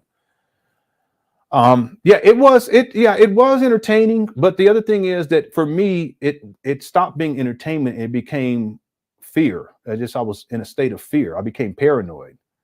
I started to just really recoil from society. I felt like the world was so bad because of all the things that were happening in the world physically with the Illuminati, and everything was physical. It was just, for me, it was fear mongering, and it just consumed me to the point where I felt like the whole world was bad, and I wanted to keep my family safe from all of that. I read a book. I can't remember his first name, but his last name was Gatto, and he talked about compulsory education and the education system. And then a lot of the propaganda, or I shouldn't say it that way, a lot of the conspiracy theories was about the PDs and the global elite and how what they're doing to children. I had a lot of fears about that, and so I didn't want my children in a public education system. Again, these types of things impact people, and we make decisions based on it. And I got so deep, and at a certain point, it was no longer entertaining. I got consumed by it, and I got lost in it, and it had a very damaging effect on my life, and it did for 10 years. 10 years. Boyd Graves, I haven't heard of Boyd Graves. Thomas Horn, haven't heard. Yeah, I remember the Swirlos. I remember them. Yeah. I didn't really get deep into Tex Mars. I didn't. I think he was on the Alex Jones show a couple of times. Eddie Bravo, yeah, Bobby Hemmett, yep. I got into Bobby Hemmett too. Santos Bonacci, I actually interviewed him. I interviewed him one time. I don't remember Dolores Cannon. Yeah, the 12 Plan. I remember that one. Yeah, people say that about a lot of different people. Ralph Epperson, I haven't heard of him. Steve Greer, yeah, Bob Lazar, and those, yep. They got into a lot of the reptilians and the extraterrestrial, what you call it. And I'll tell you, I think I know there has to be life out there in the cosmos somewhere. That's one thing, but it's another thing where you're saying, yeah, this life is trying to control humanity with no evidence. Yeah, I remember Kevin Trudeau. Yep. Yeah, they sure did. Yeah, but that's because it became popular. Yeah, you're absolutely right. It became popular. And History Channel's picked up on it. There's other channels that started to pick up on it too, that you wouldn't think, because it's supposed to be history, right? But it became very popular online, and so people maximize on the profitability of it.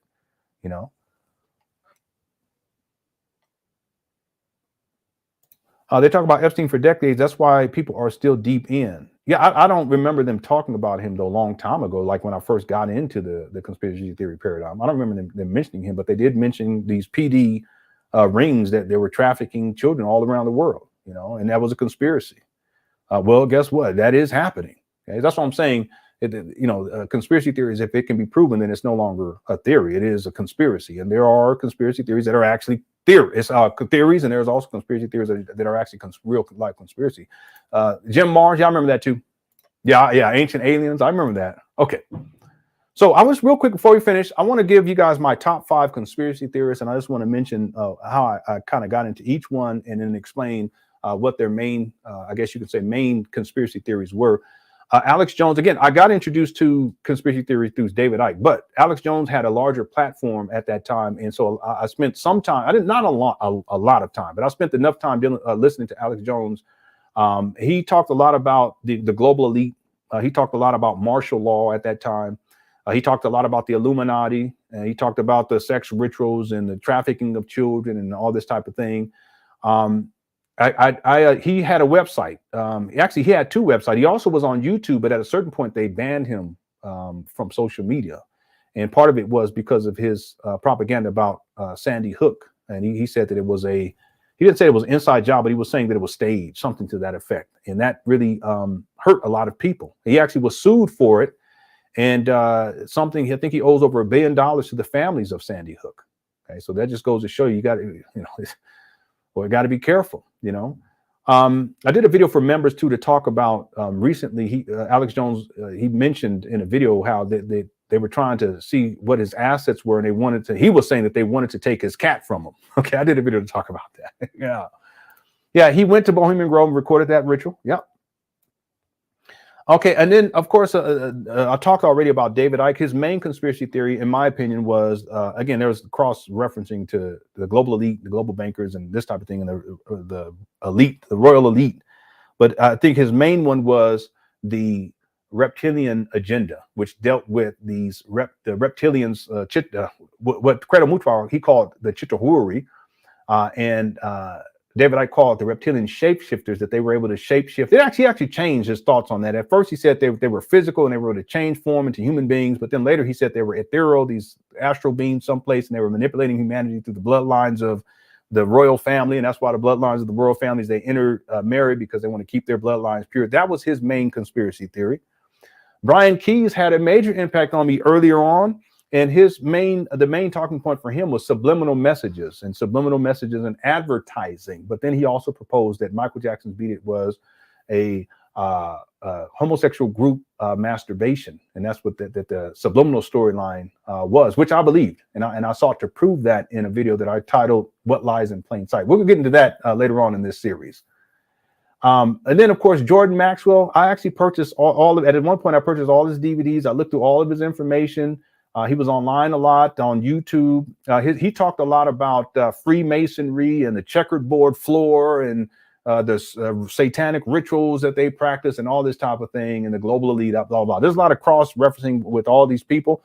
And the main person that I got into that really got me into the extraterrestrial aspect of the conspiracy theory paradigm was Alex Collier. Many of you guys may not be aware of him or know of him, but he was really big with talking about the Palladians, talking about the reptoids and the Andromeda galaxy and all this stuff. No proof whatsoever. And when I say no proof whatsoever, but I believed it. Very compelling storyteller as well. So Alex Collier was someone that I got deep into, and that kind of put me in line with a lot of what David Icke and Credo Mutual was talking about with the reptilian shapeshifters and the Chitoruri, right?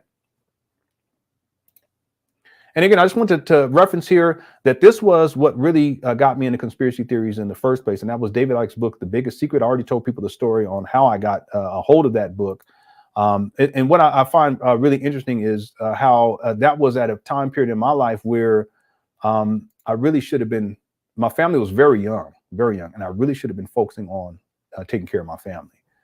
And one of the things that happened over time, and it wasn't immediate, it wasn't like, okay, 2016, I get a hold of that book, and then by 2017, I'm all just like, I'm way out there. No. It was a progression.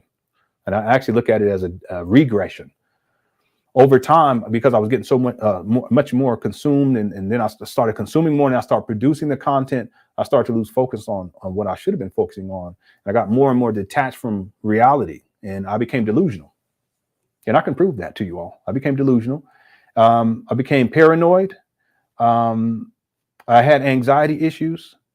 But the biggest thing was that I stopped focusing on really handling business for my family. And that went on for a long time, because after the conspiracy theory paradigm, I actually started to kind of move into the spirituality metaphysics, and I moved into something else. And it had really coming out of the conspiracy theory paradigm, and everything that I did during that time period really set the stage for just bad decisions and focusing on the wrong things for like a decade. That's what I mean. There's nothing wrong with looking into conspiracy theories. Nothing wrong with it at all. But you don't want to get to the point where you go so deeply into the rabbit hole that you get consumed by it and you lose yourself. And that's precisely what happened with me. All right, real quick. I put this book here because that's the one that really took me out of David Icke. This book right here. So this is LenonHonor, my journey into the conspiracy theory paradigm, episode number 1. Please make sure you subscribe. And before we close out, if anyone here, if you have any questions for me before we close out, because at the end of these live streams, I want to make sure that I answer any questions that anyone inside chat room has. I'll do my best. Anyone who watches this later, if you have any questions, you can post them down below. I'll give you honest answers. Okay. Even doing this it's not something that I really feel proud about. There's a part of me that sometimes I think like, wow, it's actually amazing that I was even able to get to where I'm at today in life based upon where I was at 2016, 2017, 2018, 2019, 2020. Because I was so deep into this. The conspiracy theory paradigm, I completely lost myself in how I was thinking, my mental state, my emotional state, even my physical state. I mean, I was out there. I mean, I'm going to tell y'all one quick story and then we're going to be done. Again, I'll answer any questions right here just a moment. But I had gotten so deep, and I told this story before, but I got so deep into the conspiracy theory paradigm, in particular with David Icke and the reptilian agenda, because he did a video series, and I actually have it. We may even watch that at some point. He did at least part of it because it's really long. It was a 4 DVD set. I believe it was a 4 DVD set. And he had a South African shaman who named Credo Mutual, who told stories about his country's history with what he called the Chitoruri, which were what correlate to what David Icke was talking about with the reptilian shapeshifters. I mean, Credo Mutual, I actually bought his books too. His books are real thick. He has all these stories and stuff that he tells. And one of the things he talks about is the Chitoruri. And they're reptilians. I don't remember he said that they shapeshift per se, but there was other, kind of like alien beings that he talked about. But I consumed it. I remember I used to watch those videos DVD over and over and over again. I mean, I was out there. So I gotten so deep into that, and I wanted to believe in that. So you know what? I just remember something else. Man, I ain't gonna tell you that, boy, because then y'all be like, this guy. I'll tell you this one. I just remember another situation with this whole whatever. But I remember one time I was looking out the window. We lived in Southern California at the time. Looking out the window, and there was these palm trees. And if you guys look at palm trees, they have these. When you cut the tree, like trim it, there'll be these little ridges that stick up, and they go all the way up the tree, and then you'll see up towards the top. That's the top. That's where you see the actual leaves of the tree. And if anyone ever if you go up to a palm tree and it's not cut properly, if you go up to it and you go like this to it, it'll cut you, right? So I was looking down, and I remember I looked down and I said, the thought came to mind. I was looking at the tree and I was looking at the ridges, and I said to myself that a reptilian shapeshifter would use that tree to scratch its back.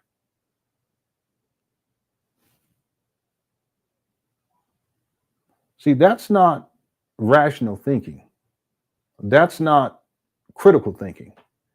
That's being consumed by something to such a degree to where you're delusional and you're thinking, you're having these thoughts that really make no sense. And that's where I was at that time.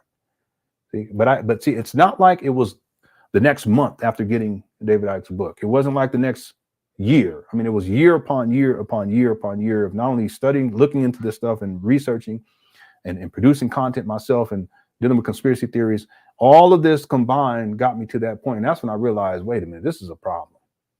Okay. All right. Okay. Someone had asked, there was a question, which conspiracy theories do you still believe in? Well, you would have to give me some and ask me, because I mean, I put a whole list on there. Yeah, rebellious, ask me and then I can answer. If you have one in particular, I can answer it that way. Okay.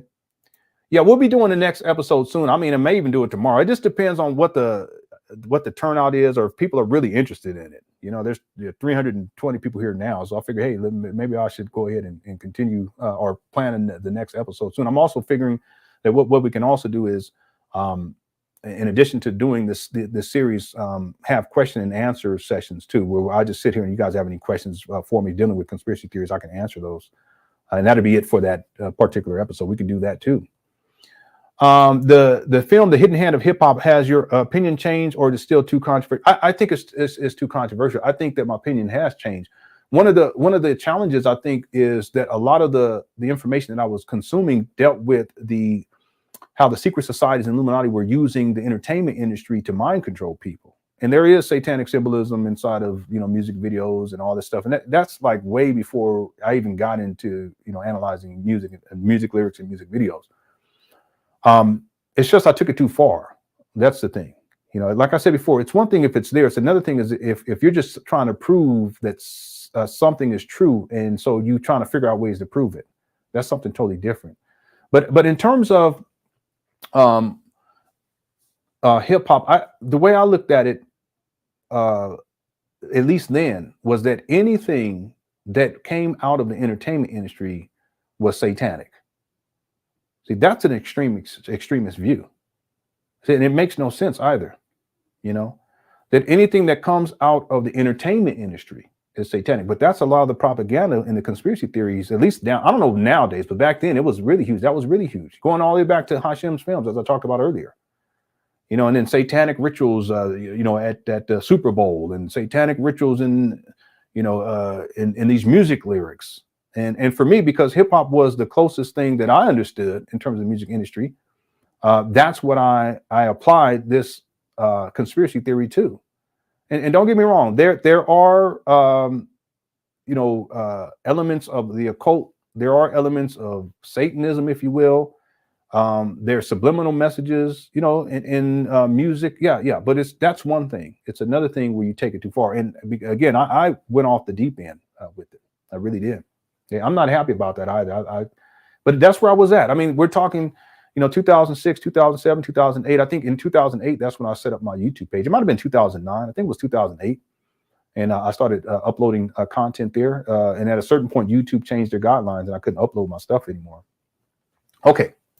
See, I know the Chitauri from Marvel Avengers Assemble. Really? Did they have the Chitauri in there? This discussion is way more. Yeah, I think it is. I also think that it's because the Umar content has really gotten more. It's more entertainment at this point. Okay, I know he's not going to open up a school. And at this point, I figure, hey, why not start branching on? We can talk about other stuff, and hopefully, I can teach some lessons and hopefully help some people who may be getting too deep in the conspiracy theory paradigm or into anything else. I mean, it could be porn. You want to watch? Go on. I used to be real like, well, if you guys should not, you should. But no, if that's what you're going to do, go and do it. But don't get into the crazy stuff. See what I'm saying? If you're going to do it, don't go crazy with it. Well, same thing with conspiracy theory. Some of them made mention too. They said, well, because I made a comment yesterday during yesterday's live stream, and they said, well, what do you, so, they didn't phrase it this way, but there's something to this effect. I'm paraphrasing. They said, because I was talking about sports. This was a couple of days ago, because I want to do a sports a vlog. It'd be short, but just to talk sports, because it's Lakers. And they said, because I was talking about conspiracy theories, and I was going to start this series, and but how I'm not really into conspiracy theories these days. And they said something to the effect of, and it wasn't a respectful way, they said something to the effect of, well, what, sports is more important to talk about than conspiracy theories? No, not necessarily. The way I look at it is that people can get consumed with sports too. That's the point.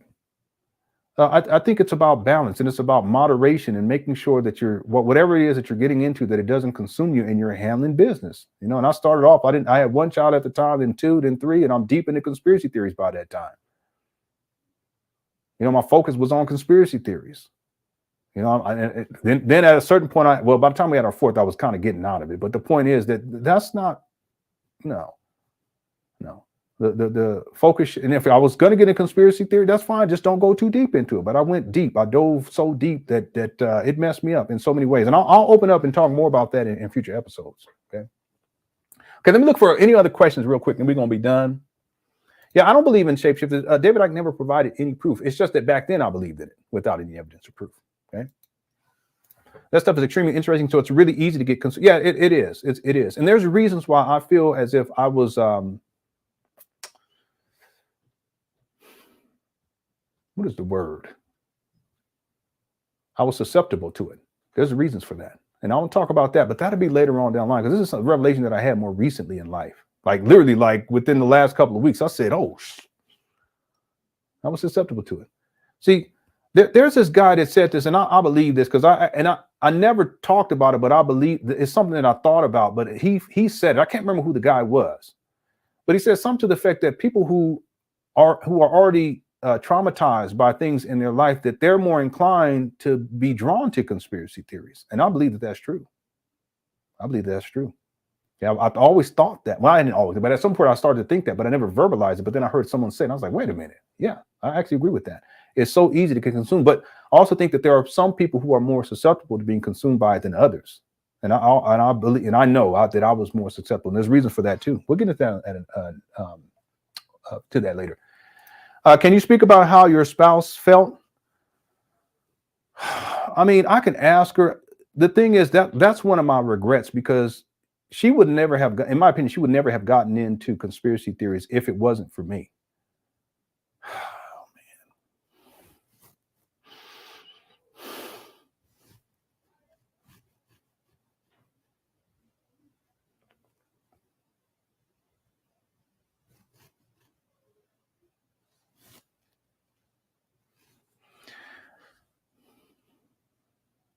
Yeah, I have a lot of guilt about all this.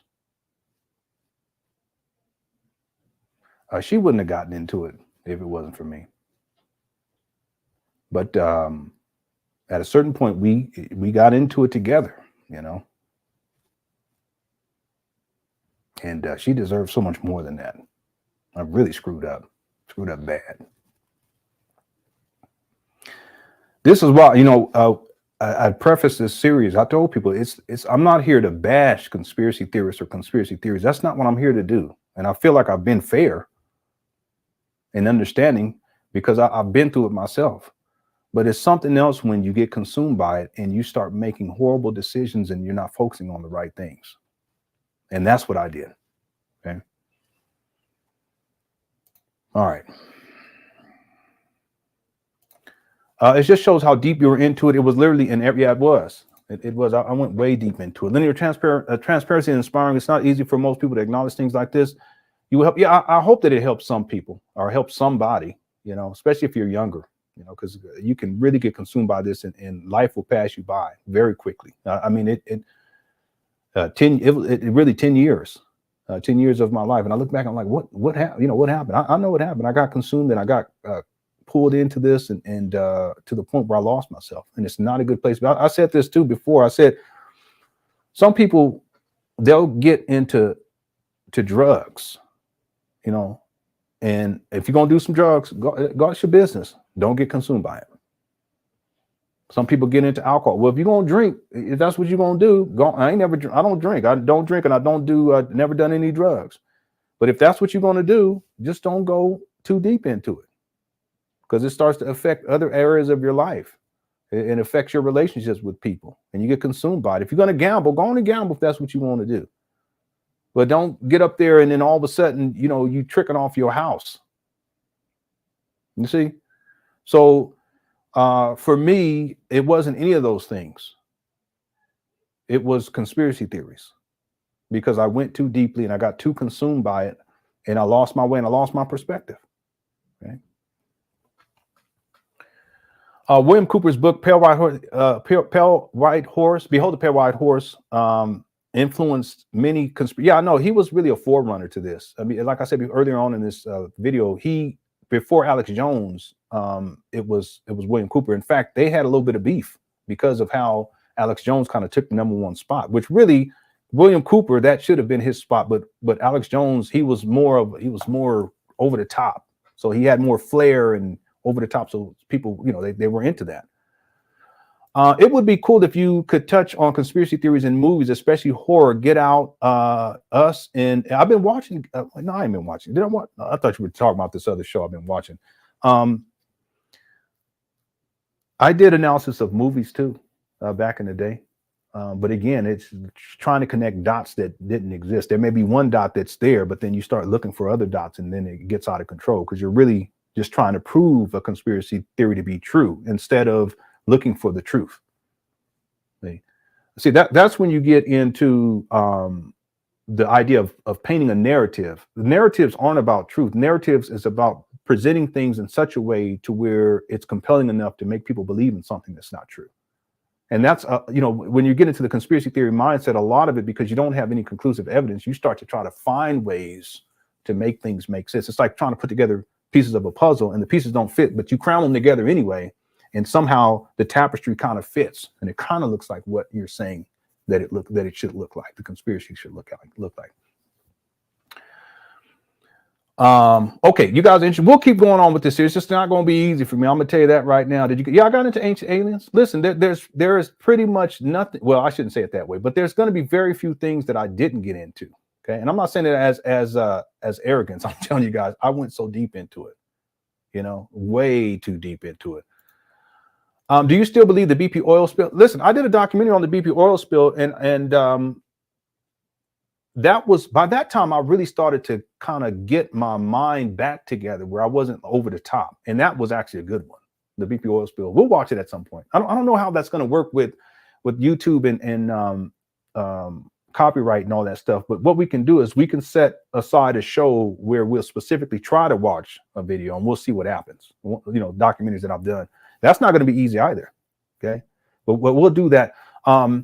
The BP oil spill in the Gulf of Mexico, one of the things I talked about was how, and by this time, I was really started to move away from the conspiracy theory paradigm. Now I think about it. Thanks for bringing this up. When I started to move away, it was around that time. Okay. And part of it was I was moving into more positive, really spirituality, metaphysics, but also positive thinking, that kind of stuff. Boy, I forgot about all of this. A lot of stuff I forgot. But that particular documentary, I was talking about how conspiracy theorists were using that to propose all these doomsday-like scenarios that never came to pass. Okay, I can't remember when the BP oil spill. Wasn't that in 2014 or something like that? It might have been earlier than that. 2014 or 2013, something like that. Someone let me know in the chat room. But there were so many conspiracy theorists out there, including Alex Jones, that they were talking about how this was a doomsday-like event, and I actually have clips of different people, including Jordan Maxwell, talking like that.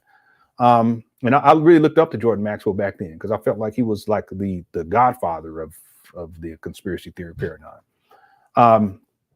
Anyway, I did analysis of the media manipulation that was taking place, and I actually thought that was a good approach, because I've used images and source material and all this type of thing to prove some very important points in terms of how that particular event was used to promote the idea of a doomsday-like scenario. They were talking about how stuff. I mean, I'm paraphrasing, but things like 40% of the wildlife in that area, 80% of the wildlife in that area is going to die, and It's going to, once it gets to shore, and they kept showing these graphs of, it didn't show the actual oil, but it'd be these graphs of this mass coming to shore, and it's like spooky, spooky music in the background.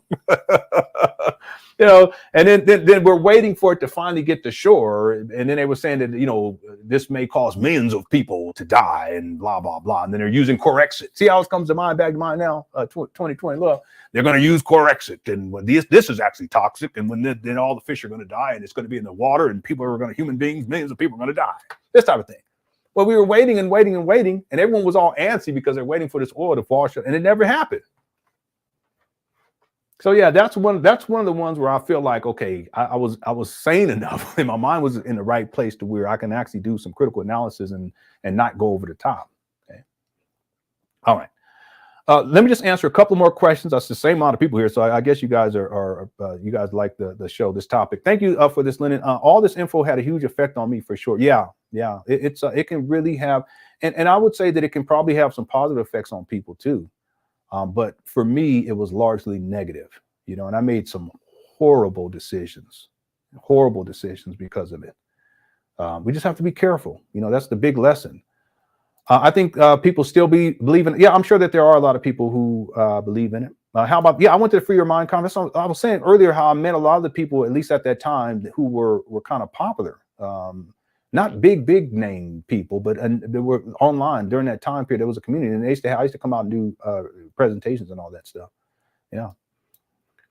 I'll be more interested. I miss you doing this. Yeah, again, this is a series. Okay. I'll be expanding content here on my YouTube page. I graduated, so I actually have time. 911 is definitely an inside job. Yeah, there's people who believe it's an inside job. One of the things, and I don't want to get into, because we're going to come back to the September 11th situation, because I meant to do it today, at least talk about where I was, but when it happened. But we'll say that for another time, because we're going to come back to that, because I actually did a show called dealing with September 11th. I did a radio show, and I also wrote a book on the topic as well. It was called the 911 Fear-Based Mind Control Program. One of the big, I guess you could say that one of the big, what people would call red flags of September 11th was how there was a third building. I can't remember what they called it. Building 7, I think. Okay, correct me if I'm wrong. And Building 7 caught fire because of debris. That's what they said, because of debris from the Twin Towers, something to that effect. And there was a guy, I think it was the mayor at that time. He was talking about how he had to make this decision about that building. And he said something to the effect that he decided to pull it, and which means that they're going to demolish it. And the thing was that how are you going to demolish a building that in such a short period of time? Because you would have to go and know the structure of the building, put in, I don't even know what they call it, but the explosives in specific places, and be very specific about where and then all this has to be done, which would probably normally take, I guess, weeks. But all this is going to be done in that short period of time. And then they quote unquote pull the building, and you see that building collapse. That for a lot of people was like, wait a minute, what's going on here? Now, I don't know. There's a lot of questions, that I asked during that time period, that many people asked about that time period. But my approach to September 11th was more from a psychological standpoint, and how it was used as a form of terrorism by bringing it up every single year. And then as you get close to September 11th, you see all these stories about terrorism and Al-Qaeda and all this stuff, and over and over and over again. And nothing ever happened since. But the programming still put people in a state of fear. See, that was my approach to things. Okay. The one about the DC buildings and monuments are, I know what you're talking about, because then they get into ley lines and that type of stuff. See, I'll tell y'all. Beat it sound. I know we ain't gonna get there. Let's move on. Media programming is real, though. You can manipulate opinions. Yeah, absolutely. I've done a lot of work on media manipulation. I had a show called Media Manipulation. I have videos here on YouTube dealing with media manipulation. Okay, so I'll end up putting together a playlist of that content, because it'll correlate to what we're talking about here. You did go too far with, I did. I went too far, and it's not just that. There's other things too that I just went too far with, and it was my mindset, and a lot of it just, I believed a lot of what other people were saying in the conspiracy theory space, and they had proposed that the entertainment industry was all satanic, and and that means everything. you know, and I made statements that were totally false. And boy, I tell you, it's just, I'm happy that I got out of it. That's the main thing, you know, that I got out of it and I've been able to move beyond it. But it did set me back even further in life. And it had real life consequences, you know, even, you know, decisions about homeschooling and decisions about home birthing. A lot of that had to do with the fear-based content that my wife and I was consuming at that time. And not trusting, just having a lack of trust in any establishment whatsoever. So it has real life consequences, you know. Thank God, though, my children are doing well. The satanic influence in music started when music started. Wasn't Lucifer a musician? Yeah, well, you have a point there. Okay, let me get to any last someone said Lucifer isn't real. I remember, no, I don't, let me go look that up real quick. I don't remember Anton Lacey. Wasn't that the guy that used to wear the devil horns? Anton. Yeah, that's that guy. Never mind. I know who you're talking about. We'll cover some of them there. We'll at least try. We'll try, because I don't know how it's going to work here on YouTube. And yeah, I got that one. Let's see. We're going to get into the lit type. Are you talking about the Hashem's films? I think that's what you're talking about right there.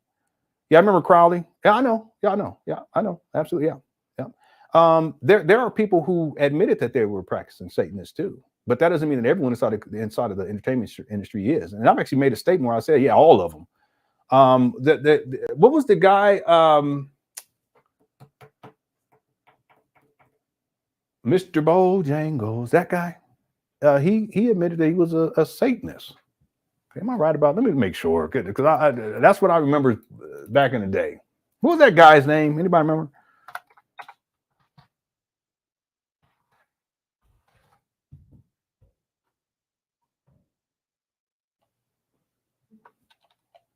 I can't remember his name right now.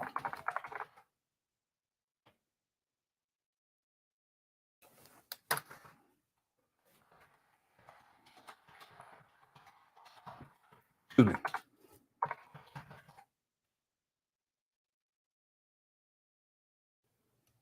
Yeah, Sammy Davis Jr. Okay, let me just make sure, because I thought I had researched that, I don't know, over a decade ago, and I believed it to be true.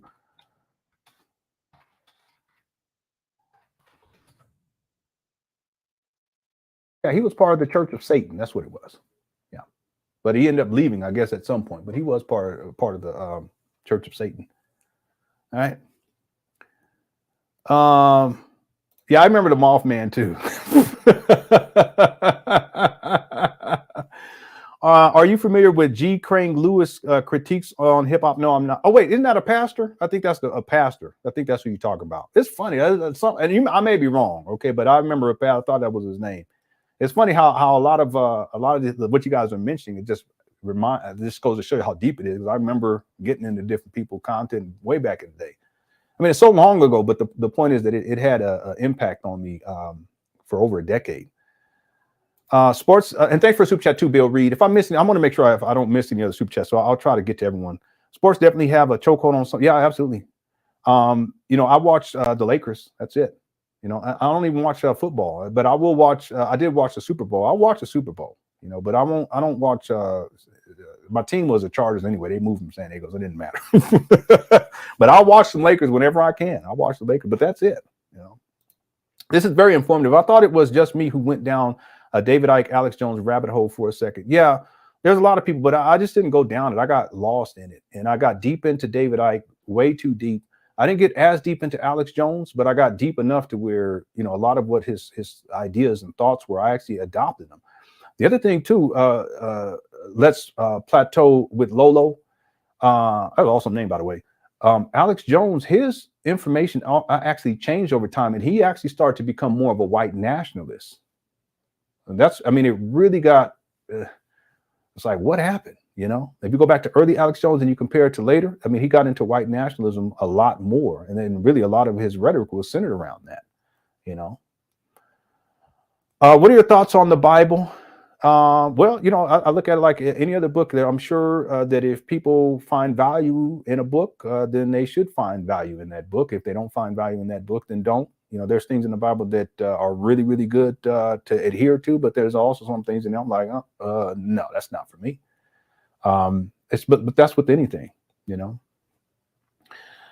Some grown men talk about nothing but sports.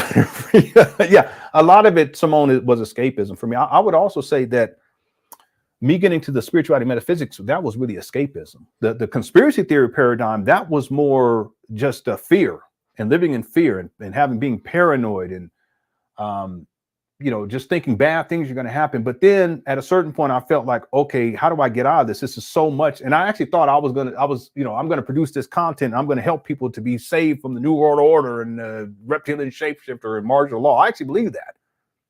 Right? Not focus on the right things. But then at a certain point, it wasn't about, my thoughts about, this is happening to other people. I thought it's just happening to me. All this is directed at me. And that's where it was necessary. I felt, okay, well, what is the answer? And that's where I thought, okay, it has to be spirituality. It has to be metaphysics, because that transcends this whole physical domain and the New World Order, all this stuff. But that was really just escapism too. You see?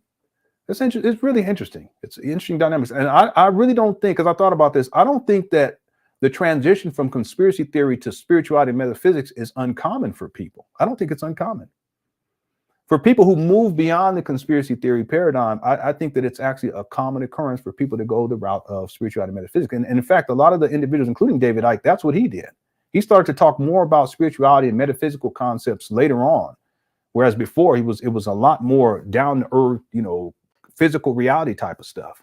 Okay, he always had some metaphysics in there too, but later on he got more and more into that. I think that's a normal, common progression, I should say. Right? Okay, let me just check any other questions in here before we get done here. We're here for most. Yeah, I appreciate that. Thank you so much. Yeah, I think this is okay. I think I'm way behind in here. Yeah, I mean we're fine. The family's fine, but it's just that I have a lot of regrets about that, and I could have been using that time to do more constructive things. And it's just regrets. That's what it is. And then feeling guilty about it, but that's part of the journey, my journey into the conspiracy theory paradigm. I used to think dreams were premonitions, and like sometimes the thing in my dream would actually play out the same way in real life. Then I'd start to get nervous. There's times where I got it, because when I got into the spirituality and metaphysics, there was stuff I was looking into dreams and dream interpretation. I said, you know what, I'm gonna interpret my dream and this type of thing. Symbolism. A lot of this is symbolism, but that goes back for me. The symbolism stuff and interpreting things based on symbolism, it actually, the precursor was way before conspiracy theories paradigm. It was actually in the Black conscious community with books like the ISIS Papers by Dr. Francis Cress Welsing. Yeah. It definitely affected people pursuing music, because David Icke spoke about witchcraft in that industry had a lot of talented people shook. It had me shook. Damn, now that you say that, it had me shook. I thought that everyone in the entertainment industry, especially in the music, that they were all satanic, and that they were pushing this agenda of Satanism and homosexuality and the PD and this type of thing. Now, listen, there's agendas, but it's another thing where you cast a broad stroke over everybody. See, that's where that's way out of control, But see, that's no different than what Alex Jones used to do. That's no different, You could have been in a lot worse things. Conspiracy theories, it's not that bad. Yeah, I could have been, but it was bad for me. I'll say that. It was bad enough for me in retrospect to realize that if I was around back then, I would have told myself, you need to cut this out. That's what I would have told myself. And here are some reasons why. But I didn't have the wisdom then, and I thought, and the scary part, I'm gonna tell y'all, the scary part is I really believed and I really thought that this was it. I'm gonna say it. I thought that this was like my calling in life. That's scary. You see? Yeah, I could have been into a whole bunch. I could have been on crack. I don't know. No, you know what I'm saying? Yeah, we all do. We all do. Still good to be aware of things rather than not looking into. Yeah, absolutely right, Serious B. I agree with that.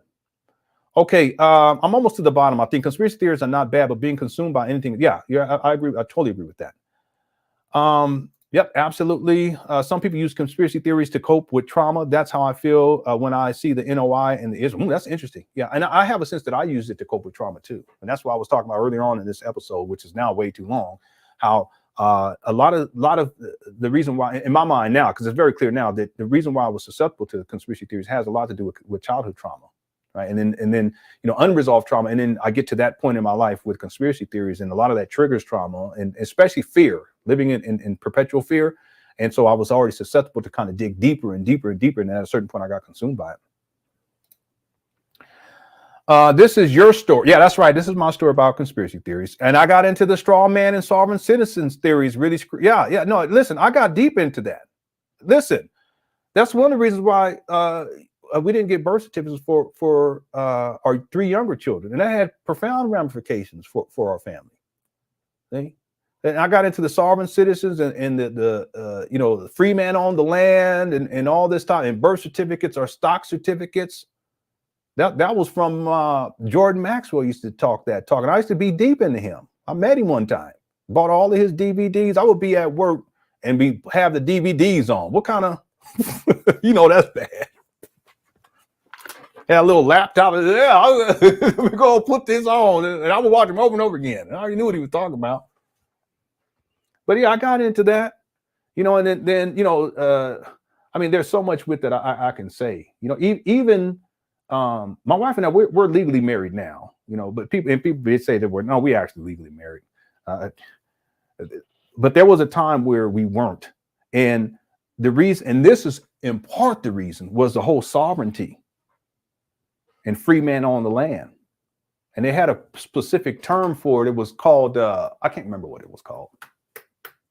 But I bought into all that. I just wish, first of all, I wish I didn't go that deep, but also I wish I didn't bring my wife into that. I really wish I hadn't done that. So it's a bunch of bull job. Now, I ain't going to say that it's all a bunch of bull job, but my getting into it, I really, it's on some bull jive-ish. Yeah, this is about maintaining balance, but that's with everything. You are absolutely right. I had same experience from 2007 to 2000. Oh, wow, that's a long time. A long tongue, son. That's a long time. 2007. I got in 2006, like we was in jail. I went in 2006. I would say that I didn't get out until, because the BP oil spill, I think that was when was the BP oil spill?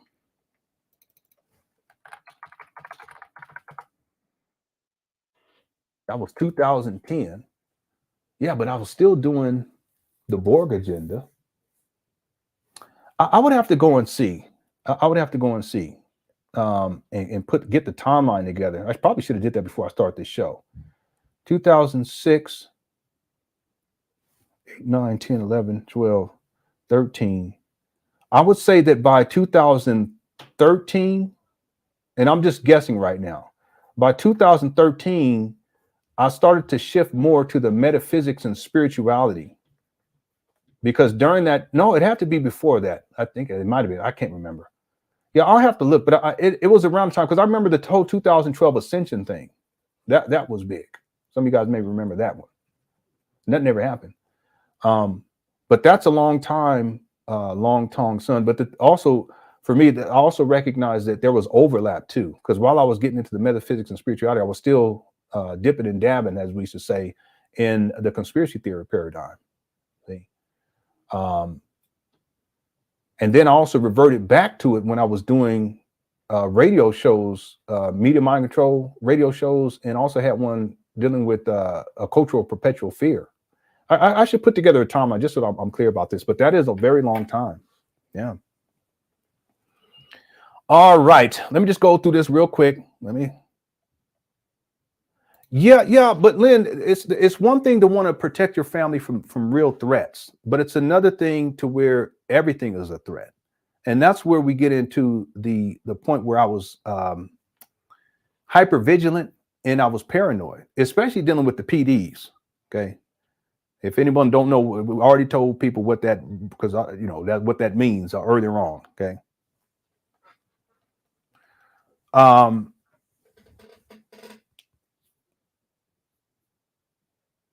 it's a noble intention to want to keep people safe, but if it's coming from a place of perpetual fear where the threat does not exist, but you anticipate it being there and it attacking you or attacking your family, that's not a healthy mental space to be in. And I was in that mental space for a very long time. I made a lot of bad decisions based on that.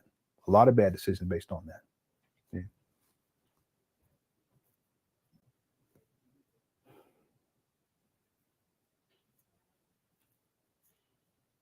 It's like the idea of building a castle. A lot of people think that castles were really about a king and queen and the princess and the prince and their family having a nice place to stay. That's not what that was about. Follow me on this. The idea of a castle is to insulate and protect specific family members from outside threats, including the people that are supposed to be, under you. And in some cases, people that might be there to help you, or in some cases, other family members that you don't want in, that type of thing. And I can look back clearly and see how I was so messed up mentally by the conspiracy theory paradigm that I started to build a castle, and the walls got higher and higher. I got less engaged into society, began to retreat deeper and deeper into the fortress, put up a moat, put up spikes. For what? Yeah, again, that's hypervigilance. That's taking things too far. And that's what I mean by we have to be careful with any information that we're consuming, because it can put you in a mindset that's irrational. And then you start making decisions and doing things that you would normally not do. And then, of course, hindsight is 20/20. With wisdom, I can look back and I can say, you know what, that was ridiculous. See? So yeah, it was noble, but the thing is that I was perceiving things as threats that weren't threats, and then just making decisions based upon that. That's very unfortunate. Very unfortunate. Kitty, you want to go out? Yeah, I didn't mean for this to be this long. Hold on one second. Let me put this cat. I didn't even know she was in here. Let me put her out, and then we're going to close out real quick. That's the one thing I don't like about cats is when you be walking and they'll walk right in front of you. Don't care. Dogs don't do that. At least most of them. Come on. Come on. Don't do that. Come on. If you're going to go out, let's go, kitty. Come on. Come on. Come this way. I don't want to have to pick you up. Go on out. That's the other thing. Dogs, they'll run right out the door. Cats, they just be standing right there, just waiting in the door. They just stand there. Anyway,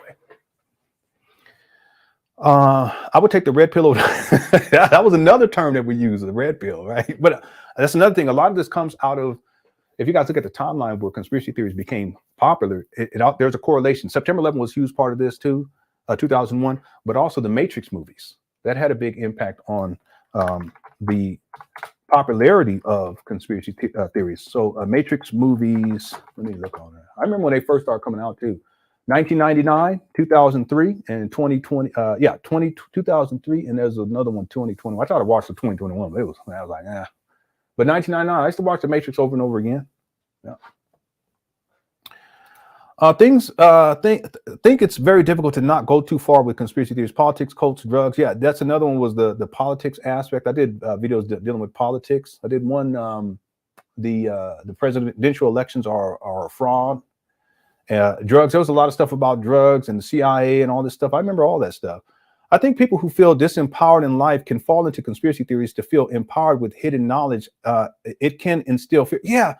I think that's part of it, is that the quote unquote hidden knowledge is what makes people feel empowered, but the knowledge itself is rooted in fear. So it's a catch-22. It's almost like a paradox. It's very interesting. It's like a paradox. Because on one hand, and I used to think that, oh, wow, I know all these things. I know all these conspiracy theories and all this type of stuff. Yeah, I'm going to fight the New World Order. But then on the other hand, I'm fearful of everything. And if I didn't get into that information, I wouldn't have had that same level of fear. So it's a catch-22. It's a paradox in essence. But you're right. I think people who feel disempowered in the first place, they may be more susceptible to conspiracy theories, because the idea of having all of this secret knowledge that's hidden from everyone else and no one else knows it makes them feel empowered. But it also puts them in a state of fear. Yeah, very good point right there. I like listening to conspiracy theories, but it's like but if it's told in a joking way, like the way I'm not familiar with Dalit. I'm not familiar with who that is. It is better to question than accept everything at face value. Just don't lose your. Yeah, that's the whole point that I've been trying to make throughout this, and I'll continue to in this series. I'll continue to push that particular point. You should feel guilty. There's no excuse for giving 10 years of your mind time over freely and consuming the things that you cannot prove. But you should also forgive yourself for being human. Yeah, I agree with that. I totally agree with that. Yeah, forgiveness is very difficult, though. It really is. It wasn't that I was in conspiracy theories for 10 years. It's that I was in it, and there was repercussions for being in it for the time that I was in it, and that lasted for over 10 years. That's the difficult part, you know. Because it really impacted me in so many different ways, and just made a whole lot of bad decisions as a consequence of it. Yeah, woke culture today. There you go. I try not to worry about things and events I can't control. Yep. What's up, information man? Thanks for tuning in. We're almost done. I've been waiting for you to talk about this for years. I'm definitely interested. Okay. I almost lost myself in the conspiracy pro-Black lifestyle, led to depression and isolation. Luckily, it was only my early 20s. Well, good. I'm happy it was in your early 20s, because for me, it was in my late 20s. I regret it, but now I know how to control my career. Yeah, well, good for you. And you also bring up a good point, too, about the isolation part, because that was a big part for me of all of this. And again, that gets back to this idea of building a castle around yourself, but really because of all the fear, you feel like this is the way to protect your family and protect your wife, protect your kids. But it's really paranoia, you know. And then out of the paranoia, you isolate yourself. And I became more and more detached from the outside world, you know, and society, that type of thing. Yeah. I believe 10 to 20 years from now, we will be hearing from that current incels, the lucky ones who wake up from that nonsense. Yeah. Well, there are a lot of different conspiracy theories. Is just one. I don't even know what to call it. Well, no, it's one paradigm, but there's plenty of other paradigms that people get caught up in. But the one I've gotten caught up in the most was a conspiracy theory paradigm. Trained to realm. Yeah, I know people are probably saying that those are conspiracy, but the other thing is that the way that mass media works, and I've talked about this a lot, is that if an event takes place that's tragic, and if it gets traction, they'll start reporting on similar events that are tragic, that they can continue to build on the traction. Okay. Now, if the same event took place, let's say a year ago, and it didn't get traction, then the news agencies won't continue to report on other events that are taking place, similar events that are taking place during that time. So what I'm getting at is that it's very selective. See, it's not that there's more plane derailments happening over the last week than, let's say, a year ago. It's just that they've capitalized on one that was catastrophic, and so now they're reporting on more to kind of continue to fuel this. And this is the same thing happened with September 11th. That's where you get into media mind control. I did. I talked extensively about the BP oil spill. I remember there was this lady, man, I can't believe you guys are still here. It's already 2 hours. I remember this lady, she got really mad at me because she was like, millions of people are going to die and blah, blah, blah because of the BP oil spill. And I told her, no, just relax. Don't, that's not, none of that's going to happen. And I did. That's one of the reasons why I decided to do that documentary. Nothing ever happened. I mean, nothing catastrophic where millions of people died. And I said, well, just wait, give us some time, you know. And then she emailed me back and says, well, it's going to happen. And I emailed, I said, well, give us some time. How much time do you think it's going to happen this year? Is it going to happen? I said, well, whatever time you decide, even if it's 3 years from now, after that point, if it doesn't happen, let it go. And it never happened. But she was so mad at me. She was so mad at me.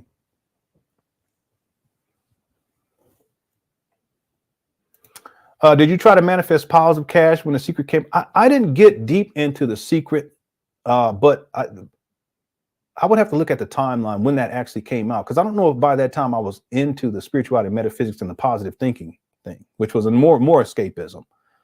I didn't get deep into the secret. I may have still been in the conspiracy theory, or I may have been doing other stuff dealing with media manipulation by that time, but I didn't get deep into that. But that was a huge one too. That was a huge paradigm, positive thinking and manifestation and ascension and all this type of thing.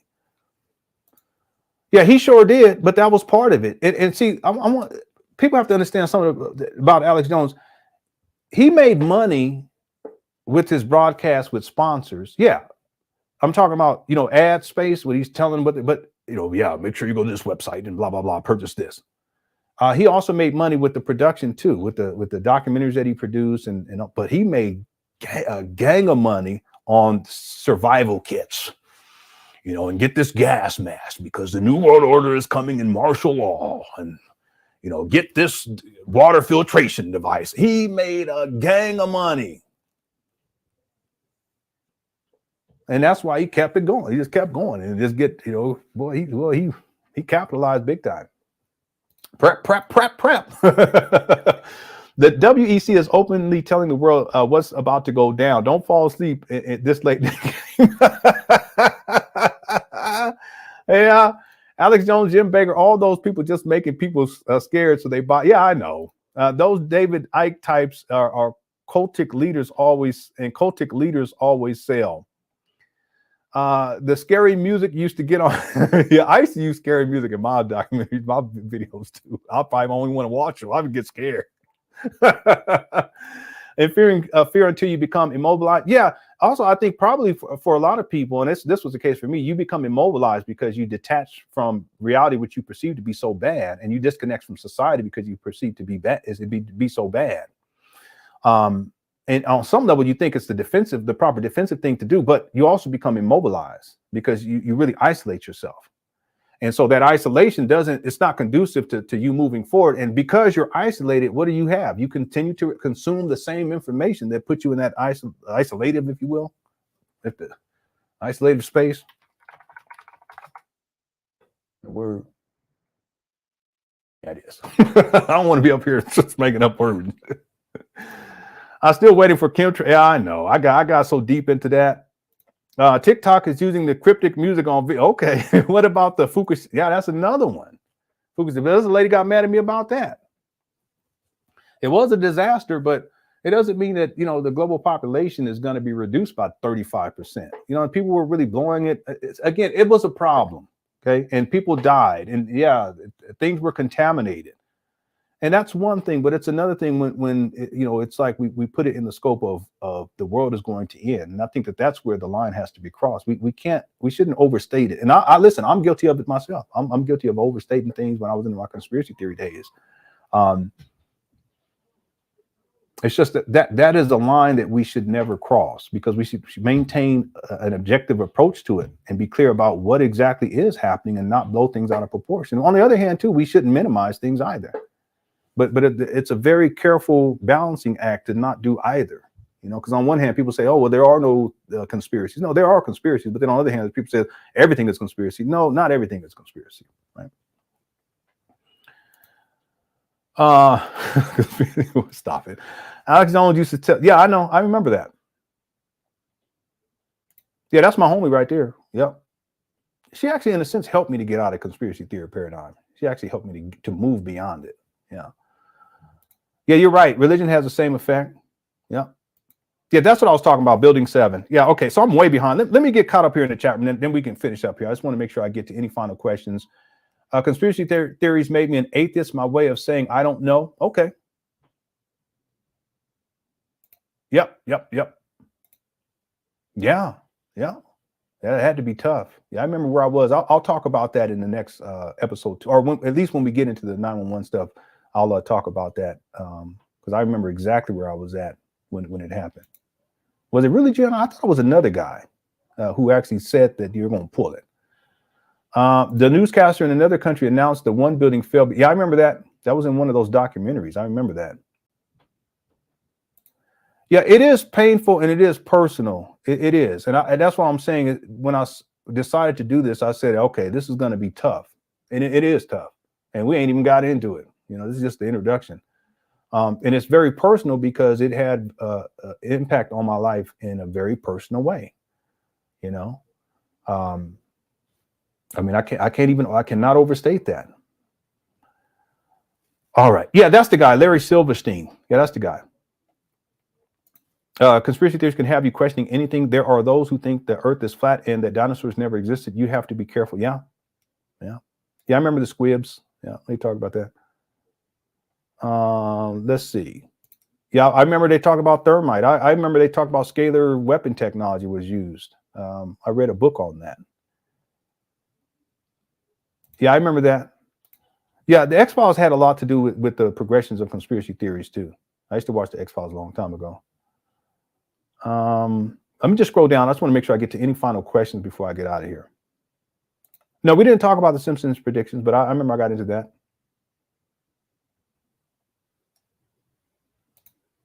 I don't think I called him that. I don't think I called him a PD. I just thought that the story itself was inappropriate, and I still think that it's inappropriate. And if I call him that, boy, that's way over the top. Yeah, there's actually a show called Doomsday Preppers. I don't know if it's called Doomsday Prep, but there's a show that actually looks at people who they prep for doomsday situations. I'm a conspiracy theorist to a point, but I can't go too far with it because it creates fear. Yeah, it created a whole lot of fear in me. Yeah, I get those two mixed up. Yeah. yeah. Jay-Z, great album where he's saying 666 murder. Yeah, I remember that. Yeah, that's what I was talking about, Sammy Davis Jr. Well, I'm so behind in this chat room. I'm like 20 minutes behind. Let me scroll down here. I'm going down. I'm scrolling down. How's it going, Bobby?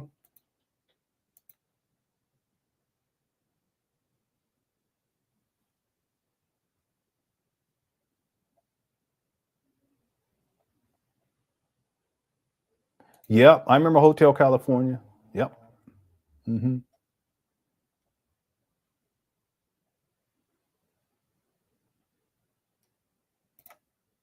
CC Winan said that some music is demonic. Okay.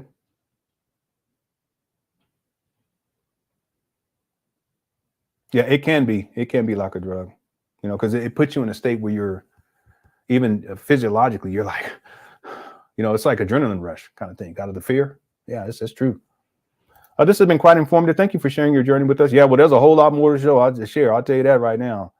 We'll continue. We'll continue on with this series.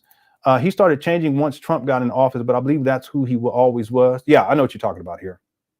Yeah. Did I see Kanye on Alex? I didn't know. I didn't see that. I didn't even know he was on Alex Jones. Yeah, I had no idea. I stopped watching Alex Jones a long time ago. I was into him for a while, but not as long as I was into David Icke. Elena, do you believe in the Mandela effect? Isn't the Mandela effect the idea that if you do one thing, or is that the butterfly effect? If you do one thing over here, then it has an impact all around the world, something like that? Mandela.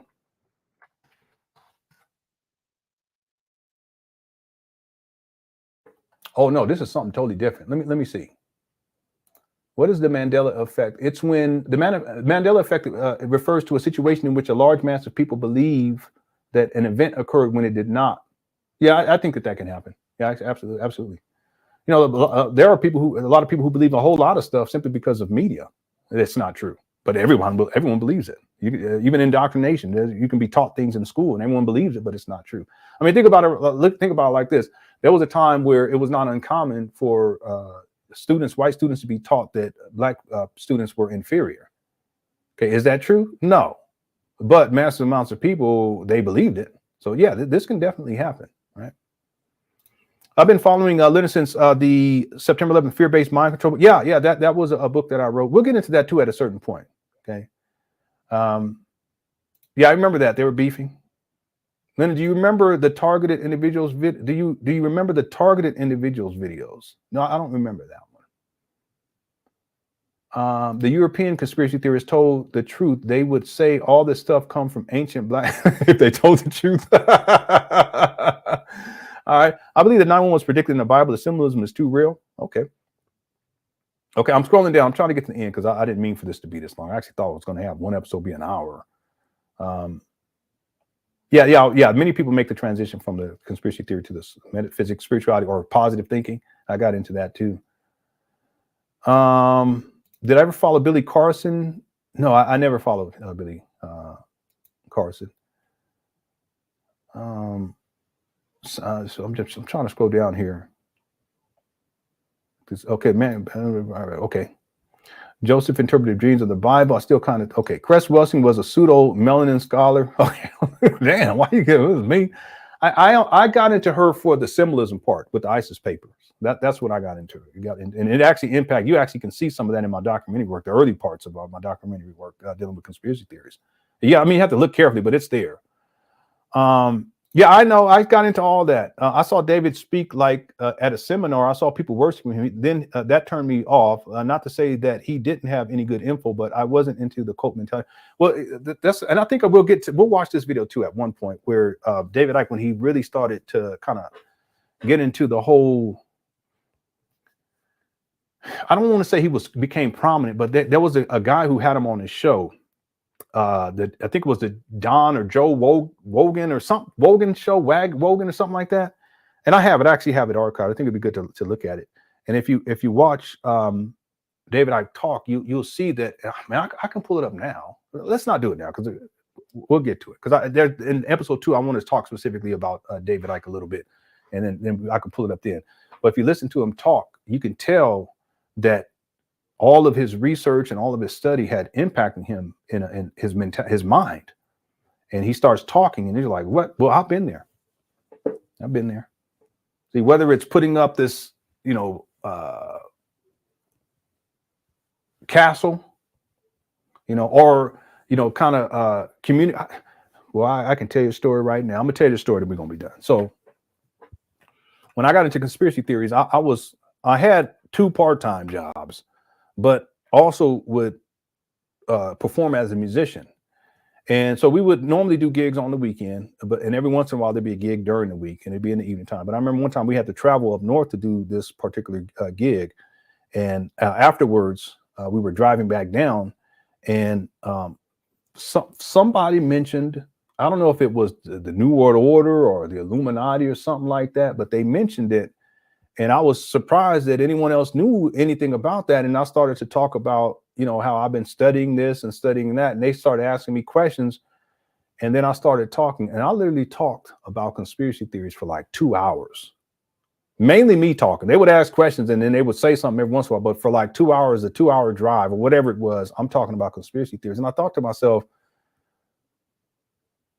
well, I think to myself now, that's how far deep into it I was. Just way too deep into it. It just came to mind because during that time period, I was getting deeper and deeper into David Icke, deeper and deeper into David Icke. I think that's the guy that I spent the most amount of time researching, studying, bought all his books up to the one where they had the lion on it and read some of those books. I don't countless times, had a very profound impact on me during that time period. I remember the Rihanna umbrella video breakdown. A lot of folks were doing. Yeah, I did that one, and there's things in there that I'm sure I can think back to that. I was just stretching things and connecting dots that didn't exist. It's a horrible place to be, but that's where my mentality was. 'Cause I want to prove all of them were true. Okay. Canon is the most recent conspiracy theory that had people going nuts. Yeah, I'm not familiar with that one. Hey, at least you ain't like Reverend X. That's the man who thinks he's God and curses anyone out there. Well, I don't know nothing about that. Spirituality has a more sound interpretation of God in every religion, as a spiritual tradition opposed to traditional dogmatism. Conspiracy theories is like being in a cult. I agree. I totally agree with that. You were trying to protect your family. Could have been a lot. Yeah, I agree with that. Let me scroll. Oh, that's a quote. I'm tripping. It's all good. I'm almost to the bottom. I want to finish because otherwise we'll go on for another hour. I mean, I feel like I probably should have put together a larger presentation. Anyone have any questions though? I really just want to answer some questions, if anything, about what I talked about here. Yeah. I was into the straw man citizenship and all that stuff. That's one of the reasons why they didn't want to get birth certificates. And Jordan Maxwell was talking about how if you get a birth certificate for your child, then they're owned by some, I don't know what he said, it's the state or a secret society, because it's really a stock certificate that they trade on the stock. I was like, okay. One of my classmates didn't get her children birth certificates until recently. Her oldest is 10 years old and can't. Wow. Why can't he read? Wow, that's unfortunate. Every time I see, okay, yeah, law of the land. That's what it was. Yep. Sovereign citizens never made sense to me, but I do remember when it was all people who, another guy I got into that got me in that going in that direction too was Taj Tariq Bey. I was deep into Taj Tariq Bey. I was deep in that was my guy for a while. Yep. I was deep into it. It was so bad I was reading out. Oh, I didn't go down to that. See, that's the thing. I didn't do the whole occult thing. I looked into it and people talked about it, but I didn't go searching for like the books and all that stuff, because it was just too spooky for me. I was already scared. Like, I can't tell y'all, but I was already so scared to the point where I can't even explain to y'all to tell y'all how scared I was. All right. Scared of everything. But that right there, I would not do that. I would not go purchase no books and have not even wouldn't. You know what? There was one book, and I can't remember what the book was. And it wasn't a cult, but it was so scary that I didn't want to bring it in the house. It scared me so bad. It was probably Transformation of America. That book messed me up real bad. And it was so graphic. It was either that one or Thanks for the Memories. I get them mixed up. It messed me up so bad that I kept it in the trunk of the car. I didn't even want to bring it in the house. That's wild. There were some YouTubers who went to prison for using their birth certificate numbers to call the Federal Reserve and withdraw money. Are you serious? Wow. Boy, that's crazy. Yeah, Social Security numbers are linked to secret bank accounts. Mess a lot of people. Yeah, I get it. Yeah, well, it messed me up real bad. Has anyone ever heard of the Father Love cult? It was led by a black man in 19. I ain't heard about that. Yeah, but see, David Icke also said that he was the Christ at one point. He said that. I remember that. Being challenged to prove these beliefs will change folks' opinion of those. Yeah. Balance is important. Got a lot of people. Yeah, you're absolutely right about that. And I've seen videos where people are in court trying to do the sovereign citizens, and then the court judge like, "What are you talking about? Oh, you going to jail? What you talking about?" Yeah. It was from 06 to 2. Wow, that's okay. Yeah, so 6 years. Yeah, 6 years. Yeah, I was thinking 2012 because I remember the Ascension thing happened. And by that time I was like, what? Yeah. So yeah, probably from 2006 to 2012, I was deep into it, but I still had residual effects. Like I still would kind of go back to it, even after I moved into the spirituality, metaphysics, and positive thinking, and then I still kind of would go back, but just not to the same level as I had before. You went from 2000. Well, that's not too long. I mean, it still can impact us, but that's not that long. I wish for me it was just 2000. I wish, you know what I'm saying? Yeah, I know. They won because I was taking a nap while the game was on. Me and Kitty was asleep. Yeah, I thought they was gonna lose. I went to sleep and they ended up winning. Okay. Remember 2012? The world was supposed to end. Yeah. It had me shook too. It had me shook, but then there was a part of me that said, it's not going to happen. It's not going to happen. It didn't happen. And there were people that were doing videos and they were like, I'm so disappointed that we didn't ascend. Yeah, I told you ain't going nowhere. You're going to be right on here next month. 714 was a peak conspiracy conversation for me. It was definitely, there's peaks and values with the conspiracy. I don't know where it's at today because I ain't been in it so long, but around the time when I got into it, it was heavy, For me, it was a 17 to 23. I don't remember the years. Yeah, but it's better that it was earlier on in life, than later. I got into it, 28. So I'm happy that for you it was much earlier because it gives you more time to get through it, and then you have plenty of time to get your life on track. For me, it much later in life, and it took a long time. I would say just over the last 4 years of really finally getting things, at least moving in the right direction. Yeah, I used to watch that show. I would listen to that show all the time, driving home from work and waiting on, and they would talk a lot about aliens and UFOs. Yeah, that was back in the day. Okay, so it's still conspiracy theory stuff, but it's not as bad as before. Yeah, but a lot of things have happened in terms of litigation with a lot of that information, and so social media sites, they're more hesitant to let people do what Alex Jones did, and specifically with the Sandy Hook shooting. Can you imagine that if that was one of your children that happened to, or one of your loved ones, and then you have someone who has a platform like Alex Jones, and they're basically lying and saying that it was all actors and all this type of thing? That's very hurtful, very hurtful. But he got sued for it. And he owes over $1 billion. So Did you ever watch conspiracy theory? Yeah, I did. Absolutely did.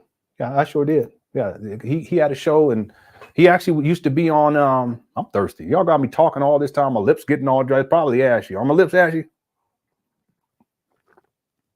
Had to give me some lip balm in the next show. Next show won't be this long. I used to watch Conspiracy Theories with Jesse Ventura. In fact, he used to be on Alex Jones's show.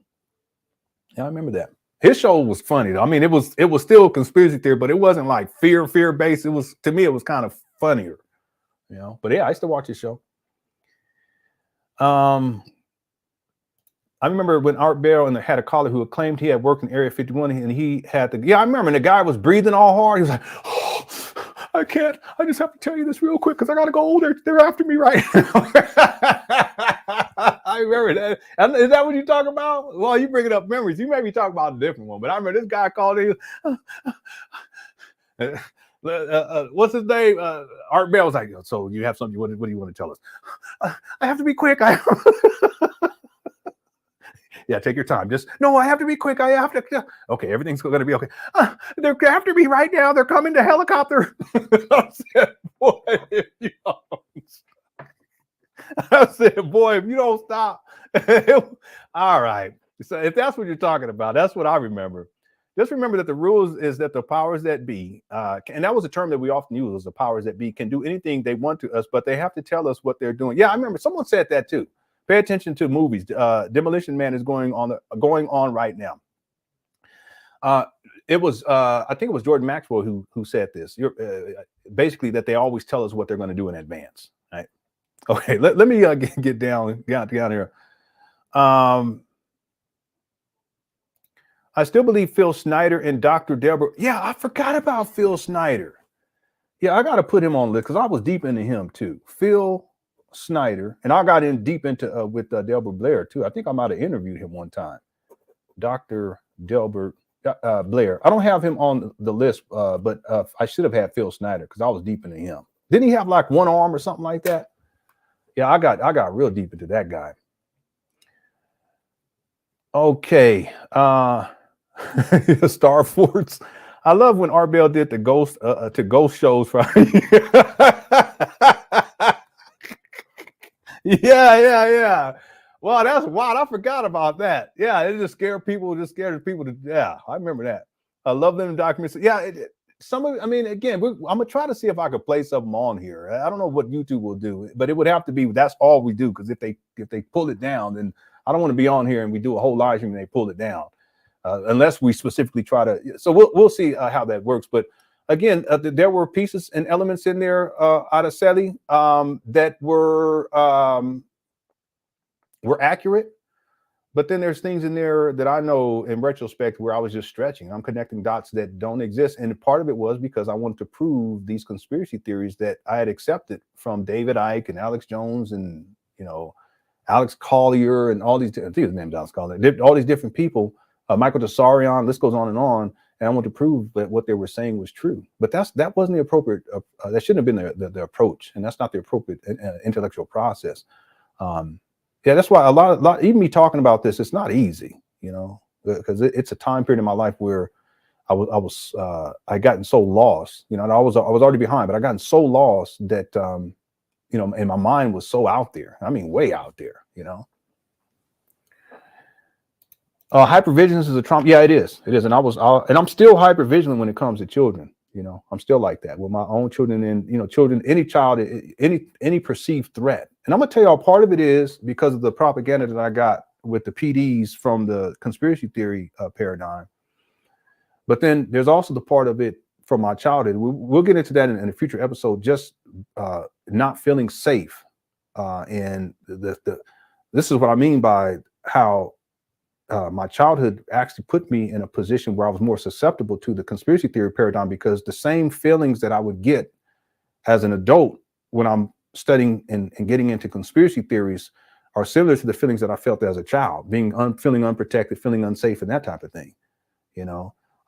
That's what I mean by I was already prepped for the conspiracy theory paradigms. And there's other things too. I'm gonna get into all this at some point, right?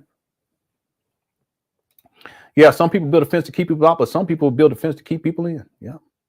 Either way, you're gonna do both anyway, right? Let's see. I was there for the Pizzagate on day one. A lot of people haven't seen James Alefantis' actual IG page, but just screenshots of weird stuff. But I saw it the day before he went. Yeah, I didn't really get into that. Yeah, Chris Everard was another person. I gotta put that guy on the list too. Chris Everard. I got into his stuff too because he had a website. I actually ordered some of his DVDs because he did documentaries. Yeah. The Illuminati DVD. Yep, I ordered that. Yep, 2008. Yep. There was one guy who used to always talk about, I can't remember what it was. He's always talk about ancient technology and, the spacecrafts. I don't think he did that, but it was someone else I was into at that time too. I left and came back because you said you were closing out. I'm sorry. I meant to. I'm trying to get down to the bottom. Yeah, I used to watch. I was deep into Devil Blair. Yeah, I remember the Illuminati card game. I'm almost to the bottom. So actually, dang, you know what? I'm not. Oh, goodness, I'm trying to get down here. Y'all been chit-chatting a lot. Yeah, I'm gonna probably miss any other questions, but let me get down here to the bottom. What's up, Window? Thanks for tuning in. We're almost done. I've been saying that for like an hour. Let me just keep scrolling down here, look for any questions, final question, then we're gonna be done.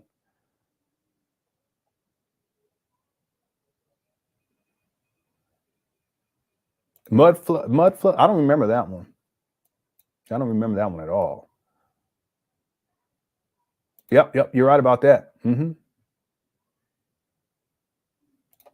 Yeah, but I was loud too. I was loud and crazy. I'll tell you right now, I was so loud and crazy.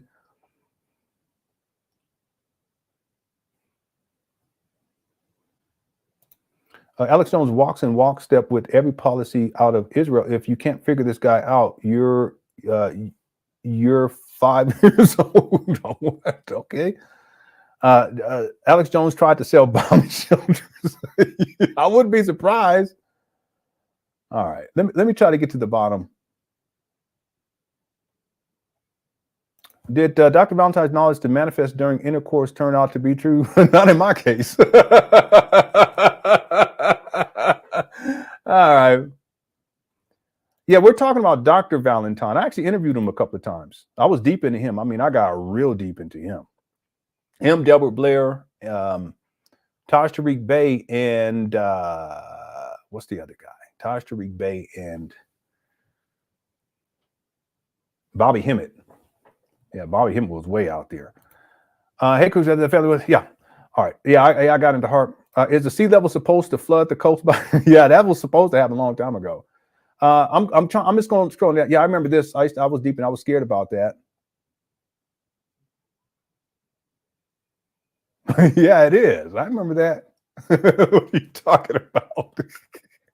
It says Boston Man $2 and it says 5. What does that mean? 5.0. What's up, Boston Man? Yeah, I remember Denver airports too. I was real scared about that. Yeah, if Rudy Giuliani was the mayor, I don't think he's the one that made it was someone else who was the one that said we're going to pull it. It wasn't Rudy Giuliani. In 2006, I didn't know anything about conspiracies, consciousness, ancient aliens, nothing. I was in La La Land outside in the streets. Okay. No, you can't get a faux good. All right. All right. Let me. This is going to be the last thing I tell y'all real quick, because this was something that I always thought about later. Like, ooh, it's spooky. So I moved to Oakland. That's where I met my wife. But I moved to Oakland because I was trying to get my music career jump started. And the guy that I moved out there to live with, he was the band. What do they call that? He was the person who would handle all of the business for the band that I was in. And I played in the band while I was in college, actually. But then I would play with them every once in a while too. And I would go up there to Oakland and play and do gigs. They used to pay real good too. He was the band manager. So while I was out there, I was trying to get a kickstart or jumpstart my music career. So I was performing and stuff. But then I ran into different types of musicians, because really I was a jazz musician, but I started to meet different ones. We actually started one band I worked with. It was called Black Nile Soul, and that's how I met my wife. He used to come out and listen to us too. He was like, boy, I'll tell you. But I also met rappers. You guys are gonna trip off of this. I met rappers that were doing music. I met poets and they needed flute, and rapper they wanted me to do some. And I wasn't singing during that time either. But it's funny. I didn't really even start singing until I was like 23. I would write songs, but then I would kind of try to sing the songs like that. But in terms of really singing or even trying, I wasn't really into it. So there was this rap group, and they were based out of Oakland, and they asked me to record on their album. I don't even think they paid me. I think I just did it just on GP because for the opportunity. And I remember I went to the guy's house, and he had all these pit bulls and or route rollers and stuff, but because he had music equipment in Oakland can be rough. Okay. I've lived there. But he had route rollers. He had the gated fence, and the fence was a real high fence, and that was to keep the recording equipment safe. But we was in there recording, and I did my part. And there was this whole big thing that took place because it was before September 11, 2001. By the time they get done with the album, they print the album, and on the album cover, it's a picture of the World Trade Centers on fire. This is pre-September 11, 2001.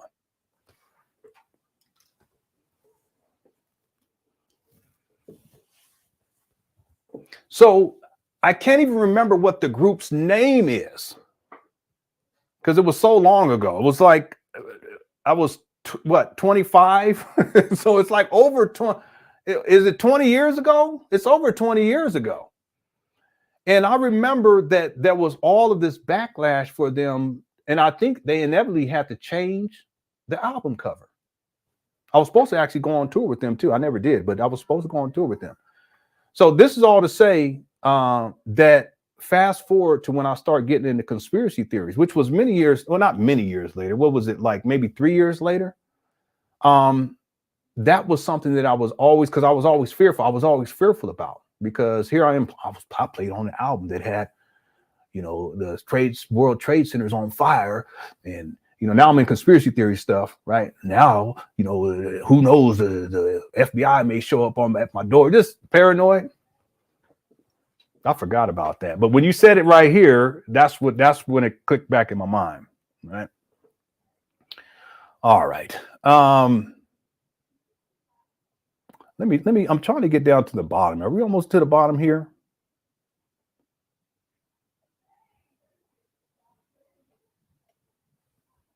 I feel like I went back to the top.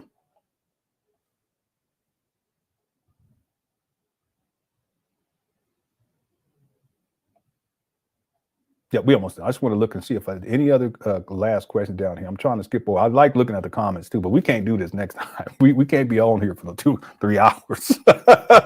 I mean, I got so much more that we got to get into. This is just the introduction right now. Yeah. I got into him for a while too. Yeah, predictive programming. Yeah, I talked a lot about that.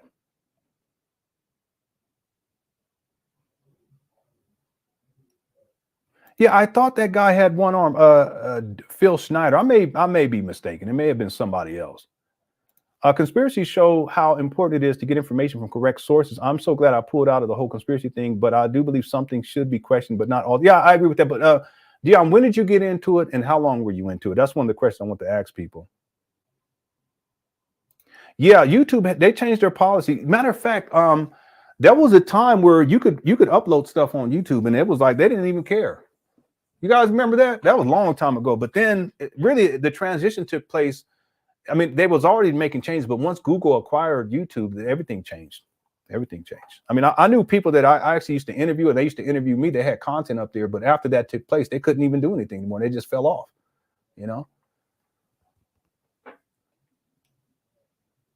Art Bell was also beefing with Bill Cooper, and Bill Cooper did a whole show exposing Art Bell for faking stories on his. Yeah, I thought Bill Cooper though was legit. I still think that he wasn't like out here, trying to mislead people. I really don't think he was, but there are other people. I feel like they were. What are your thoughts on cloning? I actually addressed the cloning a little bit in the Borg Agenda, and even in the Borg Agenda, I went too deep, went too far with certain things. I used to listen to, I met Fritz. I met him. I even took a picture with him and everything. Fritz, yeah, I met that guy. There's plenty of other people I've met too. Yeah, I forgot about this guy. Yeah, he passed away. Rest in peace. A lot of people I mentioned though have passed away since, because it's been a long time. Yeah, he passed away. He did a documentary. Yeah, I know, Bobby, but I just didn't mean to be on here. I mean, people are still here. We still got over 300 people here, but I didn't mean, because I just don't want to set the precedence that these episodes are going to be this long. I'd much rather do shorter episodes and just do them like maybe throughout the week than just focusing on a Sunday, or maybe we should do it that way. Maybe we just do once a week and just make it a long show. But I want to be able to have prepare stuff in advance and then get into things. Would you consider Farrakhan to be I think that there are things that he has stated that are conspiracy theories. Yeah, I would say yes. Mm-hmm. No, it wasn't the Black Eyed Peas. That's not what I was talking about. If I was playing for the Black Eyed Peas, I probably wouldn't have gotten the conspiracy theories. Alex Jones promoted a weight loss supplement and showed before and after pictures of himself on it. I remember that, and he looked the same. I remember that because he took his shirt off and he was, doing like this. I mean, that guy, he really profited off of conspiracy theories. He really did. He made a lot of money. He had a lot of stuff that he was selling too. He made a gang of money. He sure did. I remember that though. He was flexing, going like this. I said, if you don't stop.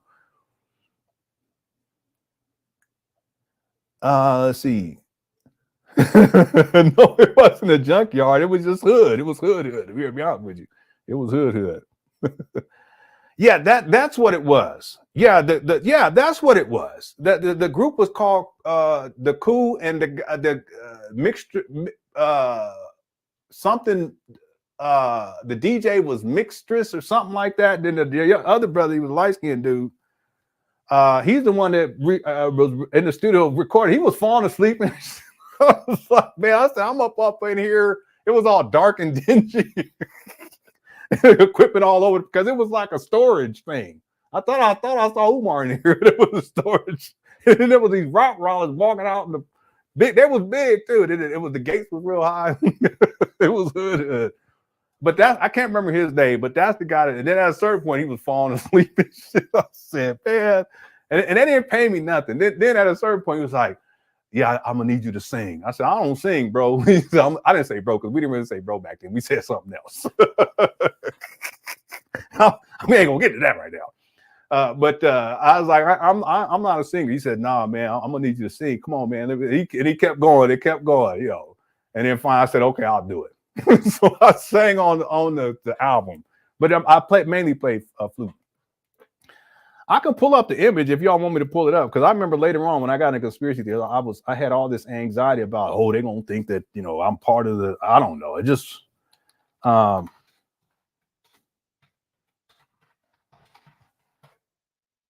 here it is right here. I remember it. This is it right here. I'm gonna show it to y'all. Watch this. Boy, I was so scared about this.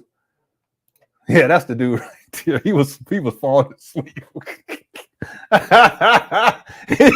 he was nodding off first, then he fell asleep. I was like, man, all right, let me see if I can get this up here.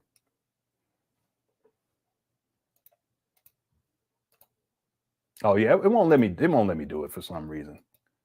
Let me try it this way.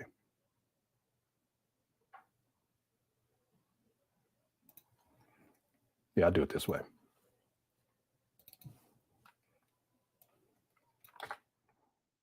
Yeah, the image is so small. You guys might not be able to see it like I would like for you to see it, but you can see what I'm saying. It was called Party Music. Yeah, the album was called Party Music.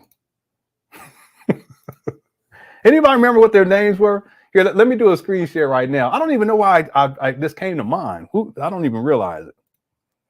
So let me do a screen share real quick.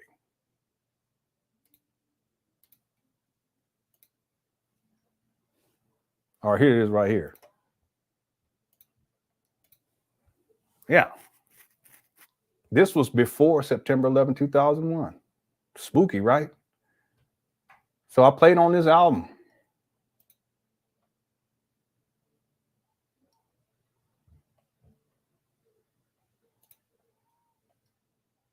Oh, she passed away? Oh, that's so sad. Yeah, her name was Pam the Funktress. Yep. I don't remember what the guy's name was though. No, I don't believe in flat Earth. No. Yeah, I remember that too. Yeah, I remember that. Yep, yep. I got into that too. I got into all of that.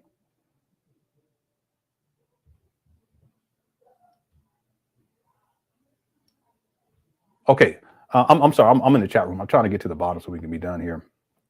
My mother-in-law worked inside of the Pentagon during the September 11th attacks and said they heard an explosion like a bomb and never saw remnants of a plane. There was just a big hole in this. Oh, okay. Okay. Skynet, yeah. So you started in 2008 and I was done by well, okay. Yeah, it's still a long time though. It is, because you can get caught up in, especially if you're really going in on it. I went so deep into it. LenonHonor, I got into it around 2006 and wow, you were in it for a minute. Yeah, you were in it for a minute right there. Yo, I'm glad you got out. Right. And again, there's nothing wrong with getting into it and you know, getting into things, but it's another thing if you get too deep into it and lose yourself. That's what I did. All right, I think I'm almost at the bottom. Yeah, I'm at the bottom there. Okay. All right. Thank you all so much for tuning on in. I didn't expect this to be this long, but I appreciate everyone tuning in and participating as well. This has been LenonHonor The Journey, episode 1, and my journey into the conspiracy theory paradigm. And I just want to reiterate what I stated in the beginning, because this isn't about trying to bash conspiracy theorists, because I was a conspiracy theorist at one point in my life too. It's really about this right here. There's nothing wrong with questioning reality and researching conspiracy theories. However, we must be careful not to lose ourselves in the process. And I want everyone to remember that, that it's okay. All right. And if you're into conspiracy theories, that's okay too. Just don't get to the point to where you lose yourself like I did, because it had some serious ramifications and impacted me and my family in profound ways for over a decade. If I could go back and not get into it, would I? Yeah, I would not get into it if I had a time machine. I have a lot of regrets, but in life we can't, you know, change the past. What we can do is figure out what we need to do in the present and make the appropriate changes and get our life back on track. And that's what I'm committed to. All right. Thank you all so much for tuning on. We have so much more to get into. This is really just the introduction. We have a lot to get into over the course of this particular series. I hope you guys enjoy it. If you can hit the like button, I appreciate it. And we'll be back very, very soon with episode 2. All right. Y'all take care. Peace.